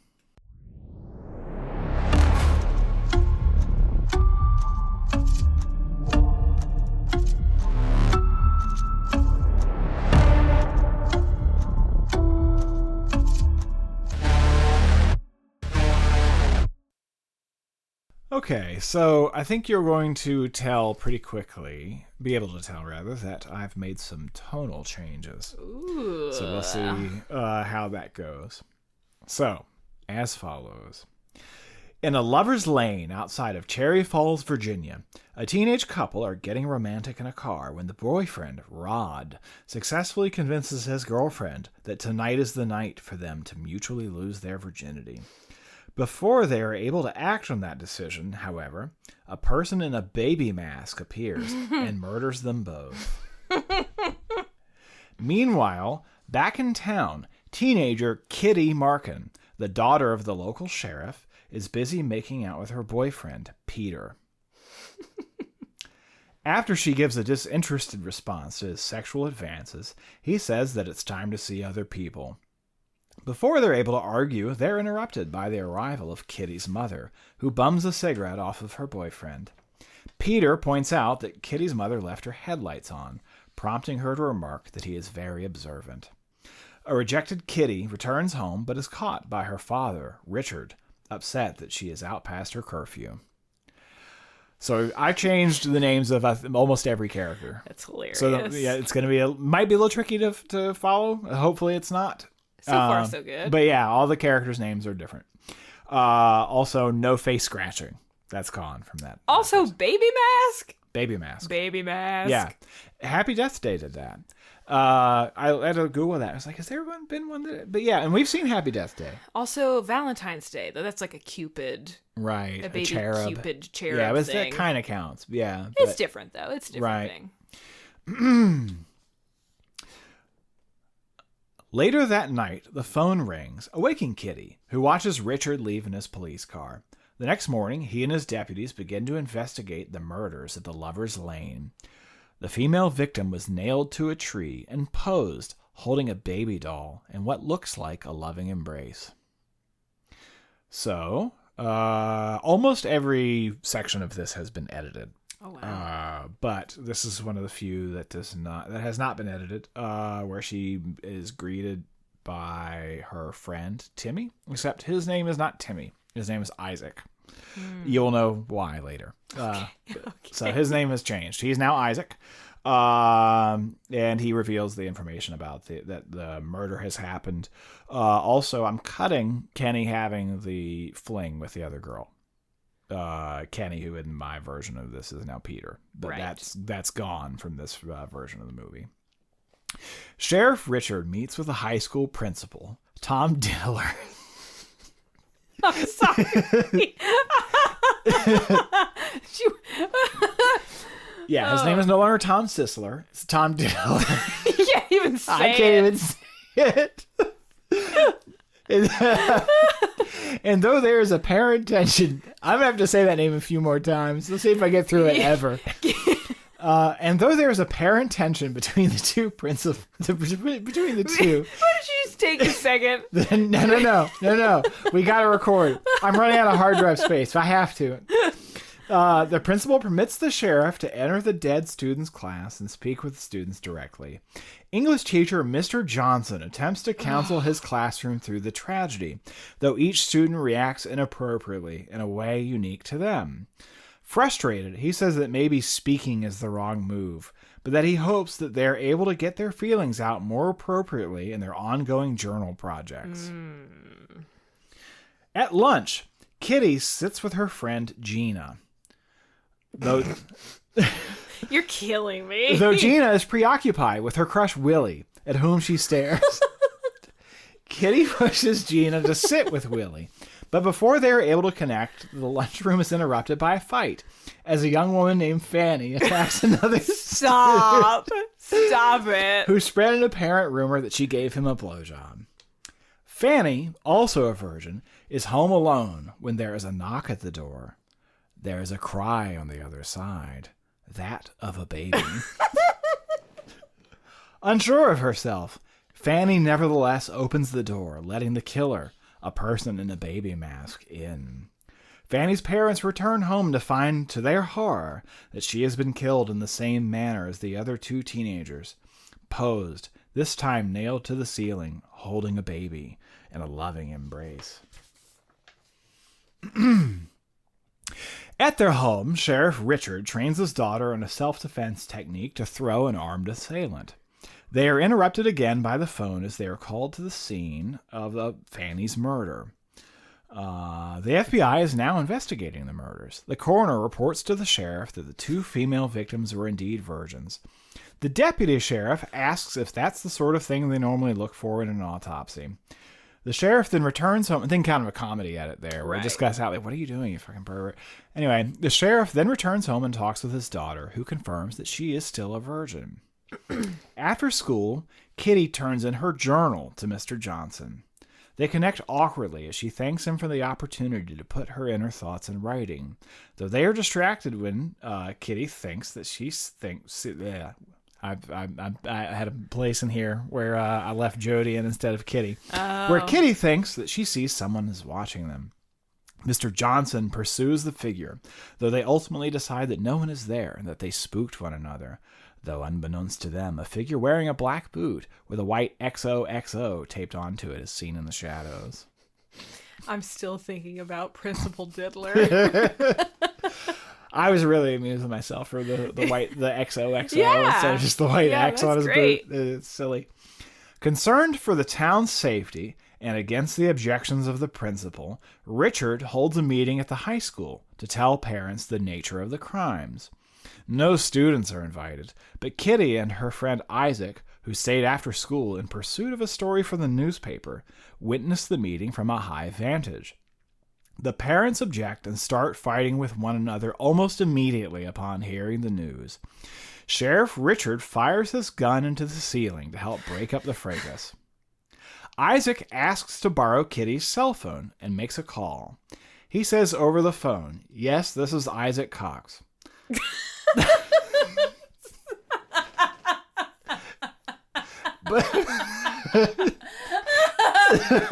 Oh, God. But he has no signal inside of the large building, so he steps away for better reception. Kitty goes downstairs to find him, searching in the locker room, but cannot find him anywhere. She leaves the area while the camera lingers to reveal that Isaac has been gagged and stuffed into a closet.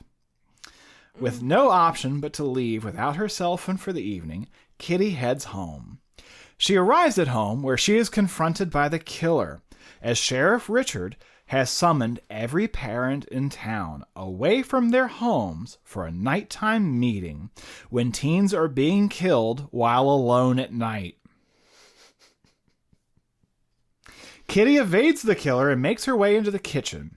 After pelting the killer, whose face remains concealed with pans, small appliances, and other culinary instruments, Sheriff Richard finally arrives at home, prompting the killer to retreat before being caught. At the police station, Jody describes the killer to an FBI artist who draws a composite.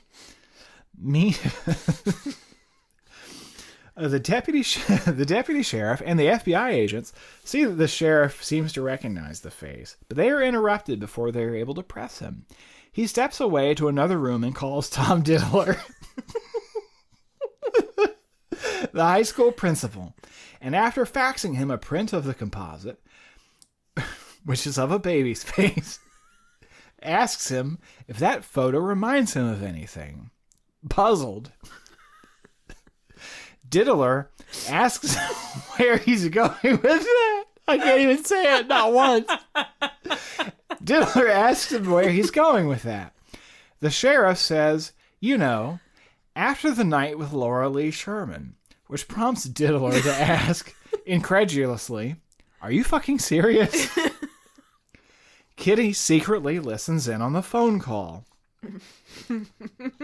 Shortly after, she is picked up by Gina, who tells her that news of the killer's MO has escaped, prompting students to throw a, quote, cherry-popping party, essentially a mass orgy, and that both Willie and Peter would be there. Kitty goes to school with Gina, though under the watchful eye of Deputy Bush.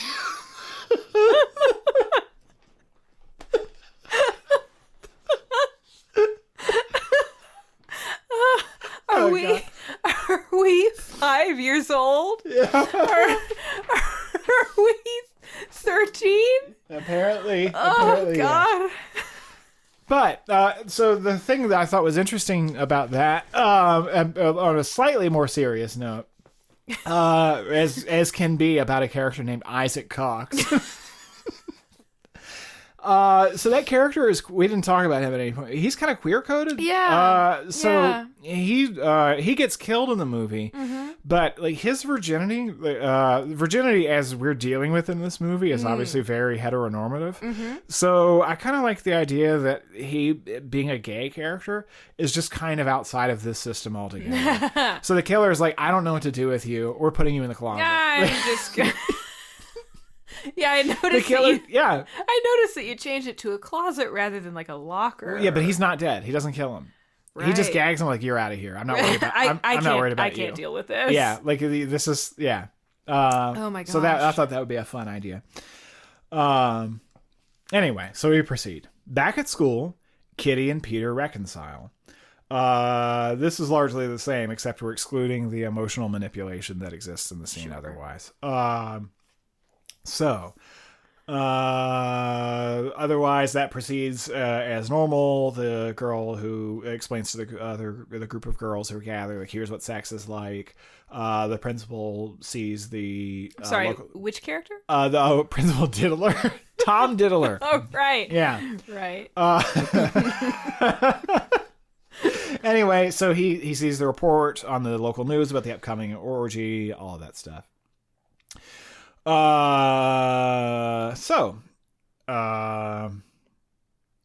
Kitty returns home and asks her mother, who is seen secretly drinking and burning cookies in a failed attempt at domesticity in her now ruined kitchen, about Laura Lee Sherman, though she denies any knowledge of this person despite having lived in Cherry Falls her whole life.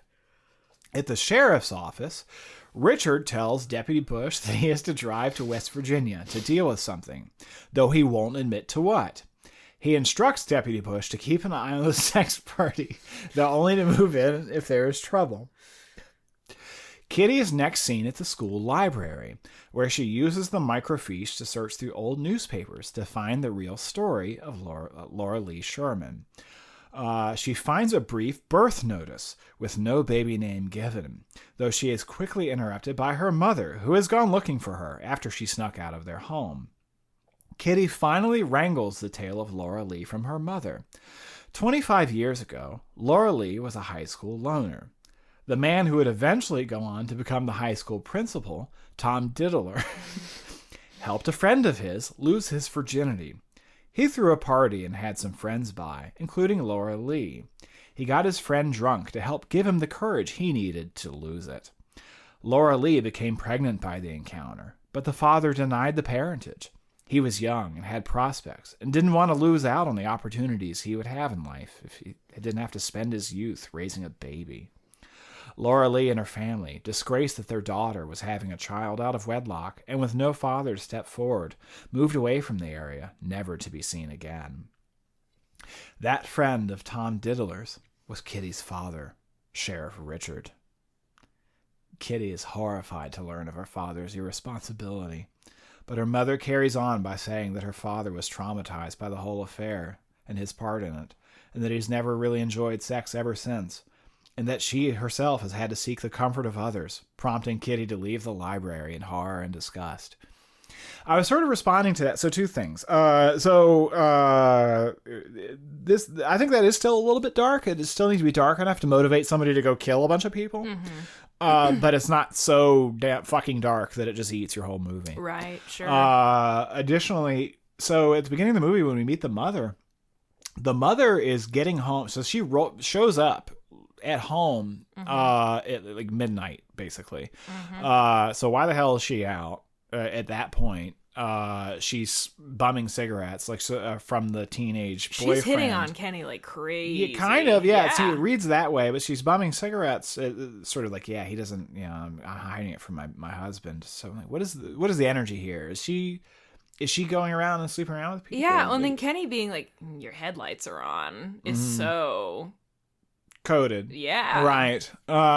So I'm like, what is, and then later on she's shown to be an alcoholic, or at least she's pounding drinks to get over the fact that her daughter was had been, maybe it's that, maybe she's just dealing with the fact that her daughter was nearly killed. That could be, but we needed to give her a little something, I think. Yeah. To just help us understand her a little better. So anyway, the visit to West Virginia is the same, including the silhouetted figure, which is female silhouetted in the house. So that remains the same. So important to point that out. So as we go on. After Kitty discovers the truth and disappointed with the hypocrisy of her parents, she visits Peter at his house. There he is seen wearing the black boot with the white XOXO taped on it, revealing him to have been watching her with Mr. Johnson.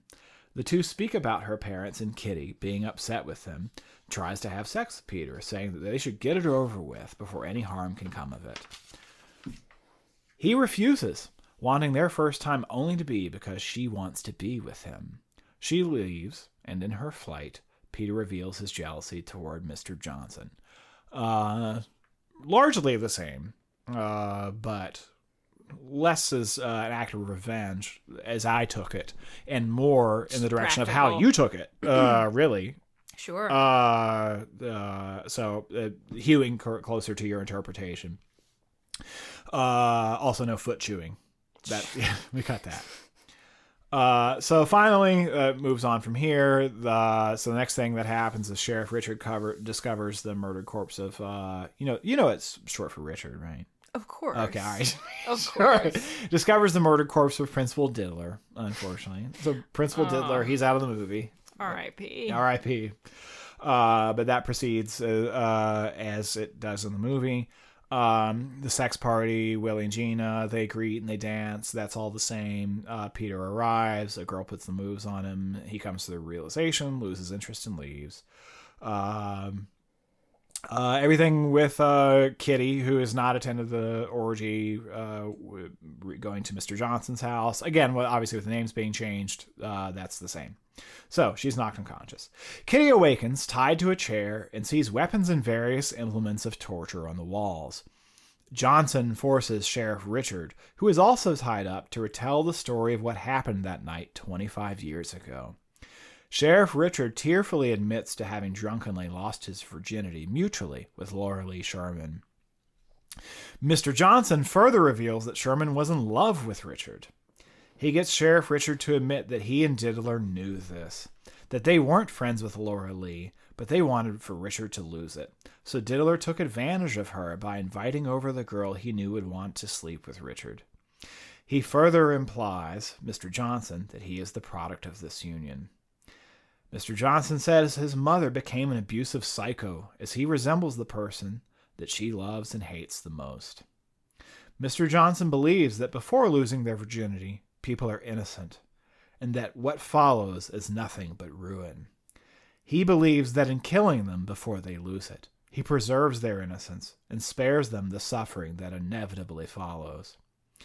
Kitty mentions the journals, which Mr. Johnson acknowledges, stating that if you give a teenager an opportunity to express their thoughts, they will tell you everything that you shouldn't know. I had to do that in high school. Really? In college English in high school. Really? Yeah, we had an ongoing journal project, and that was Wow. our thing, and that we gave it to the teacher, and she graded it. It was a whole thing. Interesting. Yeah, and it's valid for me to pull from that, because I did that around the same time as this movie's taking place. Wild. Yeah, but that's a real thing.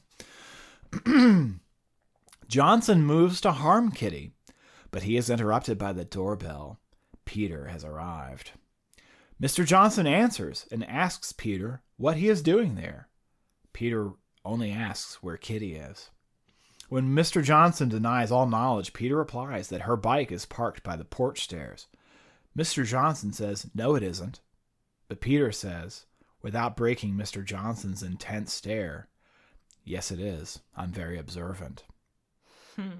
Sensing that something is amiss, and just in time before Mr. Johnson pulls a knife, Peter attacks Johnson and escapes into his house, locking the door behind him, forcing Johnson to go hunting for a spare key, which he cannot find, forcing him finally to break through his own front door with an axe. I thought it'd be funny to see him looking under the mat and stuff. Where is it? He doesn't want to break down his own door. Yeah. Peter finds Richard and Kitty in the basement and frees them, though Johnson kills Richard brutally with a knife in the throat and then finally with the axe. So the flight into the woods is the same. Excluding that, the only thing that needs to be changed in your imagination is that he has, at this point, rather than wearing a wig and makeup, he has a baby mask, though it's variously on and off of his face. Yeah. Peter and Kitty run into the house and scream to the assembled young lovers that Mr. Johnson is the killer, though she is more or less ignored as the teens are distracted by their lovemaking. Mr. Johnson arrives immediately after and beheads the closest teen with a vigorous swing of the axe, causing the head to fly off and land on the chest of a prone lover, prompting them to scream, though the screaming is initially confused for enthusiastic climax. Mr. Johnson sets about stabbing and slashing wildly at anyone in his pursuit of Kitty, the reality of which gradually sets into the crowd of writhing lovers, creating a scene of mass chaos as the group flees in a mass panic, forming a crowd crush and trapping Deputy Bush in the stairwell, where she cannot help. Johnson fights both Kitty and Peter as they retreat to an upper balcony, where the railings are broken off and Kitty almost falls, with Peter being severely wounded during the melee. Finally cornered and with her protector unable to help, Mr. Johnson lunges at Kitty, but at the last moment she comes to understand Mr. Johnson, and in a becoming hoarse. Plays out the same way here. There's some flashbacks, some imagery of the deaths and the posing of the bodies. And she reaches out to him in a gesture of embrace. Puzzled, Mr. Johnson stops, and Kitty begins to sing to him, "Rockabye Baby." Mr. Johnson, after a moment's incredulousness, succumbs and puts the baby mask on, which was atop his head over his face, nestling into Kitty's embrace, as the baby dolls did in the arms of his victims. He finally has the innocent mother he wanted. Mr. Johnson goes to speak, but she shushes him and says to Mr. Johnson that he's been a very bad baby, casting him off of the balcony, impaling him on a porch railing. At first he seems to be dead, before reviving briefly, only to be promptly shot dead by Deputy Bush, who unloads 2 pistols into him. The next day, Kitty and Peter give a statement to the FBI, and Kitty reveals the reasons for the killings to them. Before she and her mother leave, she asks for a private moment with Peter. She tells him that she's ready, and that it was never about whether she wanted to have sex with him. It was that she didn't know if she was in love. Peter tells her that he loves her too, but with a small, if pained, laugh, he points to his wound and says now that he won't be ready for a while. She rejoins her mother and leaves the hospital. On their way out, Kitty sees a feminine silhouette disappear behind a moving school bus. The film ends with a shot of the waterfalls outside town turning red. So sequel bait in the end. Right. So a little bit of an opposite Friday the 13th thing. So in this one, it's Jason. Friday the 13th, famously, the killer in the first movie is Jason's mother. Mrs. Voorhees. Mrs. Voorhees, getting revenge for the death of her son. The other movies, Jason comes back, revealed to be alive after all, right. and is the killer for the remainder of the series.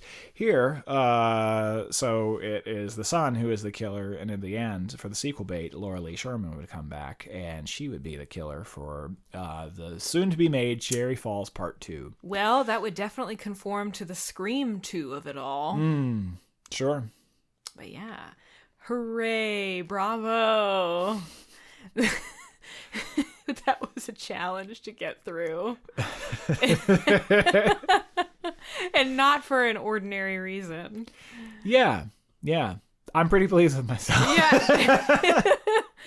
Oh, man. Well, I don't think mine is as funny as yours. In fact, I don't think mine's particularly funny at all. But I think that'd be a great. I mean, look, if you're going to take it in a darker direction, a more serious direction, I think that's a completely valid way to go with this. Oh gosh. But I love this sort of. There's almost like a a National Lampoon quality. My or movie is something. patently ridiculous. Yeah. Yeah. Yeah, but it's fun. It's fun. Yeah, it's patently ridiculous. But if you actually throw in some serious violence, like some serious kill sequences in there, some real gore, there's real blood in it, which this movie unfortunately doesn't have, I think you could have something really special in your hands. Yeah, I think so too. I mean, so, and one thing I'll say, and I think you gave this qualifier for one of your recent revisions. I can't remember which one. It's like the last episode or two. They're like, imagine for mine a lot more sort of like lingering shots versus quick cuts, and like you know, I imagine the violence being more intense, but I don't necessarily take the time to specify that on the page, just because You kind of can't. it's high level enough that it's Yeah. hard to do without really making a point of it. So I imagine like this version hard R. Okay. Right? Yeah, sure. Not like Likewise. Yeah. Yeah. Well, sure. Yeah. Okay. Well, I'm if I giggle at any point during this, Is it just because you're thinking about Tom I'm Diddler thinking about Tom Diller and Fanny and Officer Bush and I suck cocks. Isaac Cox? Yeah. Oh my God. No one better isolate that audio and ruin our lives because of it. I don't think that anybody would need to isolate anything. I think they just have to play this before the jury. It's- The whole episode. And they it's just put us true. away. The grand They put jury. me away. Let's see Oh what my you come God. up with. All right, I'll get out of your way now. No, you're good. You're good. I feel like I'm gonna get a fit of the giggles as I'm reading my very tragique story. Okay. So the beginning of the movie is largely the same. I likely would not have the first victims have the facial scratch, just as you changed it, but otherwise it's basically the same up to the point where at lunch, Jody sits with her friend Sandy, and the duo speculates whether Kenny's new girlfriend goes all the way, though Sandy is preoccupied with her crush, Meg, a dark-haired, athletic young woman who is new at their school and whom Sandy can't stop staring at. Jody pushes Sandy to sit with Meg, but before they are able to connect, the lunchroom is interrupted by a food fight as a young woman named Annette Duwald attacks another student who spread an apparent rumor that she performed oral sex on him. So for this, I changed Mark to Meg for a couple of small reasons. One of them will become apparent later on. But the other reason is just that, you know, as you said, the ideas about like teen sexuality and virginity are super heteronormative in the movie. And like we have Timmy, but Timmy dies prematurely. Right. So I wanted to have just like the tiniest little bit of representation. Funny that we both had the same impulse. Yeah. But the other thing hopefully will become clear as we go. Annette Duwald, another virgin, is home alone when there is a knock at the door. A voice at the door identifies itself as a courthouse clerk, and that she is there to deliver some important court documents to Annette's father, who serves as a judge in Cherry Falls. Unsure of herself, Annette nevertheless opens the door, letting the killer in. Annette's mother and father return home to find, to their horror, that she has been killed in the same manner as the two other teenagers. So making a little bit more of a point that the killer has a tie to Annette's father rather than the mother, which is, of course, that's a red herring in the original. Right. She doesn't know them. She's just trying to get in the house. He, you know what I mean? Yeah. Okay, so the next little bit is the same. There's the scene of Sheriff Markin training Jody in self-defense. They have that conversation about her still being a virgin. There's the T.S. Eliot moment where she and Mr. Marliston think they're being watched, and it's in fact Kenny, even though they don't know that at that point. So then, concerned for the town's safety and against the objections of the principal, Sheriff Brent holds a meeting at the high school to tell parents the nature of the crimes. No students are invited, but Jody and her friend Timmy, who stayed after school in pursuit of a story for the newspaper, witness the meeting from a high vantage point. I lost my place. There we go. Also there are the parents of the deceased teenagers. Jody sees Judge Duwald, Annette's father, try to pull Sheriff Markin to the side, but Markin shakes his head and pulls away. A distraught Judge Duwald flees from the building, leaving his shocked and crying wife alone in the gymnasium. As the meeting commences, and almost immediately upon hearing the news of the killer's MO, a local pastor, also the father of one of the students, starts harassing the parents of the first victims who died at the Lover's Lane. The gathered parents object and start fighting. Chaos ensues. Timmy asks to borrow Jody's cell phone and goes into the stairwell to make a call. Jody wanders downstairs to find him and discovers his dead body in the locker room. She's then confronted by the killer, who attacks her, but she flees into a lab. After pelting the killer, whose face remains concealed with beakers, cylinders, and other lab equipment, she finally escapes. Back at the police station, Jody describes the killer to an FBI artist who draws a composite sketch. Officer Mina and the FBI agents who are there see that the sheriff seems to recognize the face, but they're interrupted by an agitated woman in the lobby of the station. It is Annette Duwald's mother, once more sobbing and distraught. Sheriff Markin leaves the room to assist her before shutting himself in his office to make a phone call. He calls Tom Sizzler, the high school principal, and tells him that the suspect looks like Laura Lee Sherman. He then reveals that Judge Duwald is dead, apparently by suicide, though it's not totally clear. Jody secretly listens in on the phone call. Shortly after, she's picked up by Sandy, who tells her the news, that news of the killer's MO has leaked, prompting students to throw a cherry-popping party, essentially a mass orgy, and that both Kenny and Meg would be there. Jody goes to school with Sandy, though under the watchful eye of Deputy Mina. Jody and Kenny reconcile. Cindy, the girl who's throwing the sex party and who has a reputation for being promiscuous, explains to a gathered group of girls what to expect from sex. The principal watches this in disgust. Meanwhile, a group of religious protesters from the local pastor's church picket the school, incensed at the rumors of the sex party, while local news also reports on the developing story. As the bell rings, the students cheer on their way out of the school's doors. So for this, I feel so stupid admitting this. I didn't think about the fact that it was set in Virginia just because the virgin is in the word Virginia. Because I'm an idiot. Oh, you didn't catch that? I don't know. You're not an idiot. Yeah, I didn't even think about it, not for 1 second. Yeah. So I was thinking about, if it's going to be in this setting, and this is a serious take on this topic, the more conservative religious strand of people in this community would have something to say about this. So you could obviously more effectively use the setting. Yeah. Beyond it just being a pun. That's sure, of course. Yeah. So that's why I did that. Yeah. Let's see. The next little bit is the same. Jody goes home, talks to her mom, asks about Laura Lee Sherman, doesn't really get an answer. She goes to the library. She looks for old stories about Laura Lee Sherman, etc., etc. Until she hears the story about what actually happened to Laura Lee. And the only difference that I'm bringing in here is just that rather than two of the guys leaving town after the fact, the four accused all move on with their lives, with one eventually leaving town to attend divinity school. Mm-hmm. That's the only difference. And the other going to becoming a local judge. Right. Yeah. The other going to law school. Yeah, right. But staying in Cherry Falls ultimately. Mm-hmm. Okay.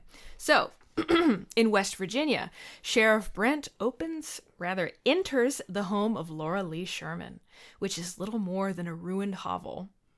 In the basement, he sees a crib, but he finds no trace of Sherman herself. He then stumbles upon a badly decomposed body of a man in the bedroom of the ramshackle house. He knows instinctively that this is the corpse of the fourth of his accomplices in the assault on Laura Lee Sherman. As he flees the scene, a feminine silhouette watches him from the shadows. He drives back to Cherry Falls, disturbed but still unwilling to confess his part in the events of the past. He's then directed to meet with Principal Sizzler at the high school. So one of the guys is absent, but it's because he's dead.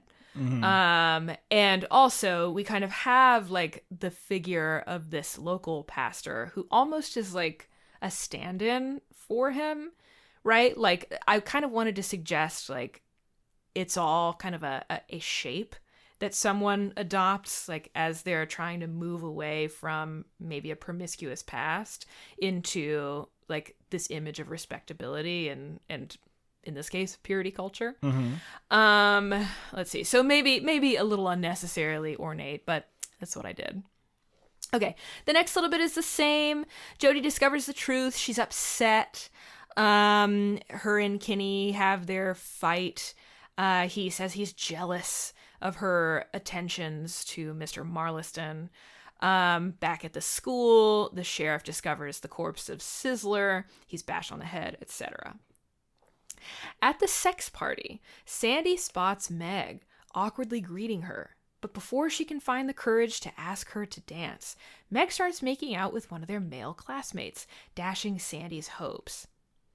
Various teens from Mr. Marliston's class are seen coupling off. The church group, grown even larger than before, arrives to break up the party, but the police officers tasked with keeping an eye on the proceedings do not let them enter. Kenny also arrives at the party, and though a girl puts the moves on him, he comes to the realization that he loves Jody. He loses interest in the other girl and leaves. Jody, who has refused to attend the orgy with Kenny, is out riding her bike when she cycles by Mr. Marliston's house. Feeling drawn to him, she knocks on his door. He invites her in and they chat, their conversation hovering between a mentor giving advice to a student and uncomfortable flirtation. As they talk, Jody mentions that she's learned some disturbing things about her father recently. He appears sympathetic, saying that parents are sometimes the ones who let us down the most. As though the idea hadn't occurred to him before, Marliston suddenly asks Jody if she can help him with something. Excited by what he could want, she asks what he wants her to do. He explains that he needs to drag a heavy trunk inside the house. She helps him get it inside. As they do so, Mr. Marliston casually mentions that her father, and as the audience has now learned, maybe his, is inside the trunk. She opens it, finding her father beaten and bloody, before Marliston knocks her to unconscious. So this part, I just, again, wanted to elongate their interaction a little bit before everything pops off for good. I kind of imagine, like, them both trying to feel each other out. Like, is this a seduction? Who's seducing whom? And what is the ultimate goal? And of course we learn Marliston wants to kill her, but not before there's like a sort of a questionable atmosphere that arises between the two of them. She wakes up tied to the chair, all that stuff. That's the same. He kind of gives his screed about worthless adults and their quote-unquote precious virginal children. Kenny interrupts before he can really do much of anything, and then Marliston does kill the sheriff in the same manner. Kenny and Jody flee into the woods, finally emerging at the location where the orgy is taking place. They come across Deputy Mina and tell her that Marliston is the killer and that the sheriff is dead. The three split up to warn the students inside and for Mina to call in backup and hunt for Marliston. Mina radios her fellow officers, but there's no response. Running to their posts, she finds that they and some of the protesters have already been killed, suggesting that Marliston is already inside the house. Swearing she makes a break for the property. Kenny and Jody run into the house and scream to the assembled young lovers that they are in danger. However, between the noise and the other distractions taking place, few people pay attention to their warning, thinking that Jody and Kenny have joined up with the religious protesters. As they move through the rooms, They do not notice the dark-haired woman nestled in a corner, flirting with one of the few partygoers left partnerless. She leads the luckless victim to a dark corner of the house, where she brutally slashes him to death. The scene pivots back to Jody, now separated from Kenny and wandering from room to room of the maze-like house, trying to convince the couples that they are in danger of being killed. As they brush her off, and as she sees sight after sight of physical intimacy, Jody becomes increasingly frustrated and overwhelmed. At last, she stumbles upon a trail of blood, which leads her to a room where Marliston has stashed the bodies of several of her classmates, posing them in grotesque imitations of coitus. Elsewhere, the sad and lonely Sandy sees a dark-haired woman beckoning to her, hoping that just maybe she won't have to spend the night alone after all. She approaches Marliston, of course not knowing who it is. Just before he can attack her, though, Jody discovers the pair and pulls him off of Sandy, telling her friend to run. Sandy barely escapes, warning others as she flees in terror. So, again, wanted to make a little bit more of like Sandy the friend is kind of a half presence in the movie. So I wanted to both amp up her part in the stakes of it all, but also do a little bit more with her exploring her crush and her sort of thwarted attempt to come out, or even just to have like a same-sex sexual encounter. And I mean, of course, this is like, bisexuality exists. Like maybe Meg would have wanted to go with her, but she kind of misses her window just because she's nervous. Okay. Marliston, outraged that Jody has foiled his plans yet again, attacks the partygoers in a sudden frenzy, stabbing and slashing wildly at anyone in his way, causing the entire group to flee in a mass panic, forming a crowd crush and trapping Deputy Mina in the stairwell where she cannot help. Marliston fights both Jody and Kenny, who has rejoined Jody now, mortally wounding him during the melee. A sad but tender moment passes between Jody and Kenny, where they realize they wish they had slept together, now having lost the opportunity forever. And then Kenny dies. Concussed and weak, Deputy Mina struggles up the stairs, only to find that Marliston has cornered Jody. As he lunges at her, Deputy Mina takes one desperate shot and manages to clip him on the side. An enraged Marliston stumbles, giving Jody the briefest of openings to use the maneuver her father taught her to throw him off the balcony. He's impaled on a fence post. So again, just rearranging the destruction of Mr. Marliston a little bit in a way that I thought was more narratively effective. And also, Kenny dies, not because I don't like the character or because I dislike the performance or anything, but just like to kind of emphasize like the price of like this fixation on virginity and, like the sort of very real cost of failures of intimacy between people. The next day, Jody explains what she can about the killings to the FBI. I didn't like that she conceals the truth. I noticed that you changed that as well. I did, yeah. She and her mother leave the police station. On their way out, Jody sees someone resembling Laura Lee Sherman disappear behind a moving school bus. The film ends with a shot of the waterfalls outside town turning red. The end. All right.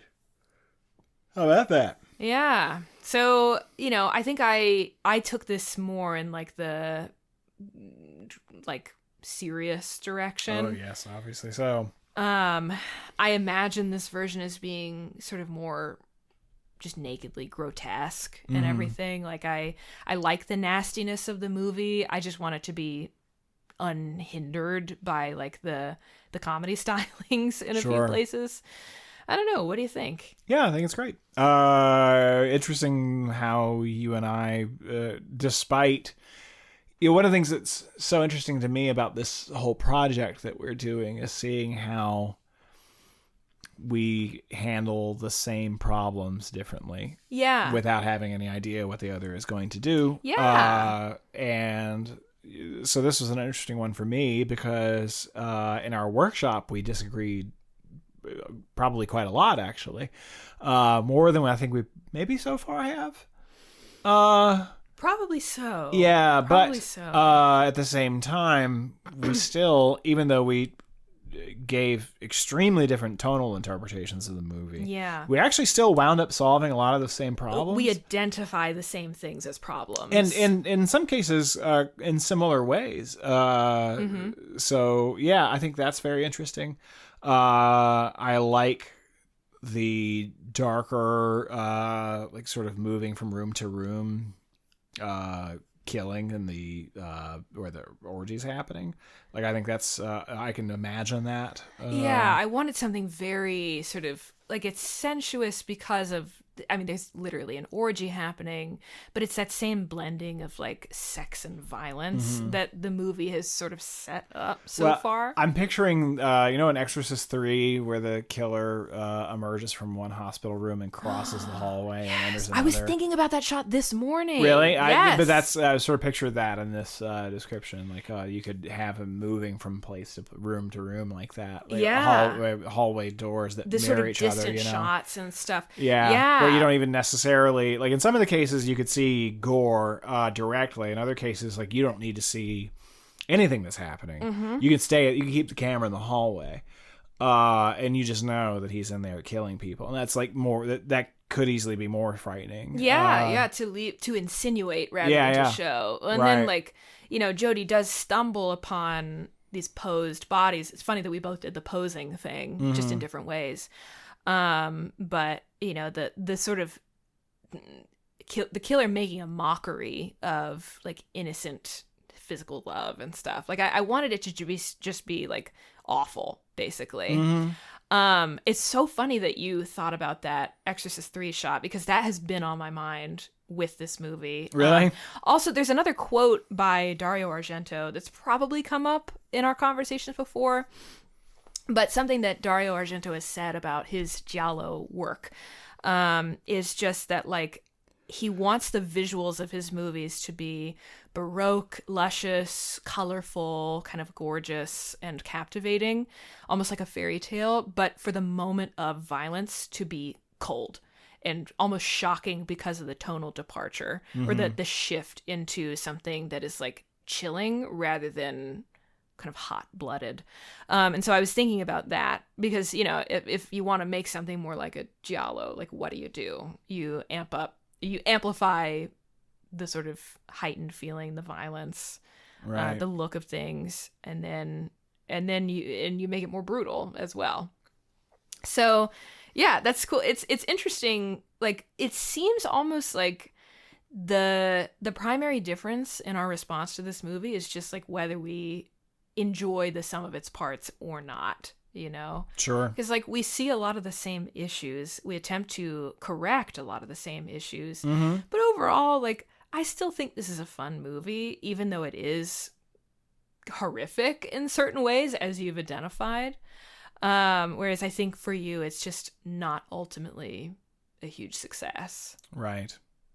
Yeah. But yeah, this was a fun one to talk about. Obviously, again, I think it's interesting. And you actually did want to have some kind of comment on virginity, whereas I kind of didn't ultimately. Yeah. I said, okay, let's not do that, but let's anchor this movie around genuine emotional connection between its characters. Yeah. Like, that's enough. Again, I don't really have a point of view on this topic that I feel like I want to introduce to it. So I think it makes sense there to take it into the realm of like the almost farcical. Yeah, mine's a complete farce. Yeah. For sure. It feels like, well, not a complete, but yeah, like like elements of it are fucking ridiculous. A horror movie by way of like Animal House or something. Yeah. Which works, you know? Like, I think this movie should be either really heavy or really lightweight. And it's funny, but you still have to have something to latch on to. There has to be an anchor of some kind, but like, you can either take it really seriously or not take it seriously at all, right? While still having the good writing fundamentals, right? So this was a really interesting one. I think so too. Yeah. Well, what's our spiel? How do we end this thing? I'm still thinking about Tom Diddler. I seriously almost chuckled audibly at one point because I couldn't stop thinking about Tom Dillon. Laughing at my own jokes. But not only that, when he started saying characters' names, I was like, who is that? I couldn't remember anymore. Know. Who is she? I don't know her. Alrighty, folks. Which revision would you most like to see on screen? What movie would you like to see us cover? Let us know at thedevilsworkshoppod@gmail.com.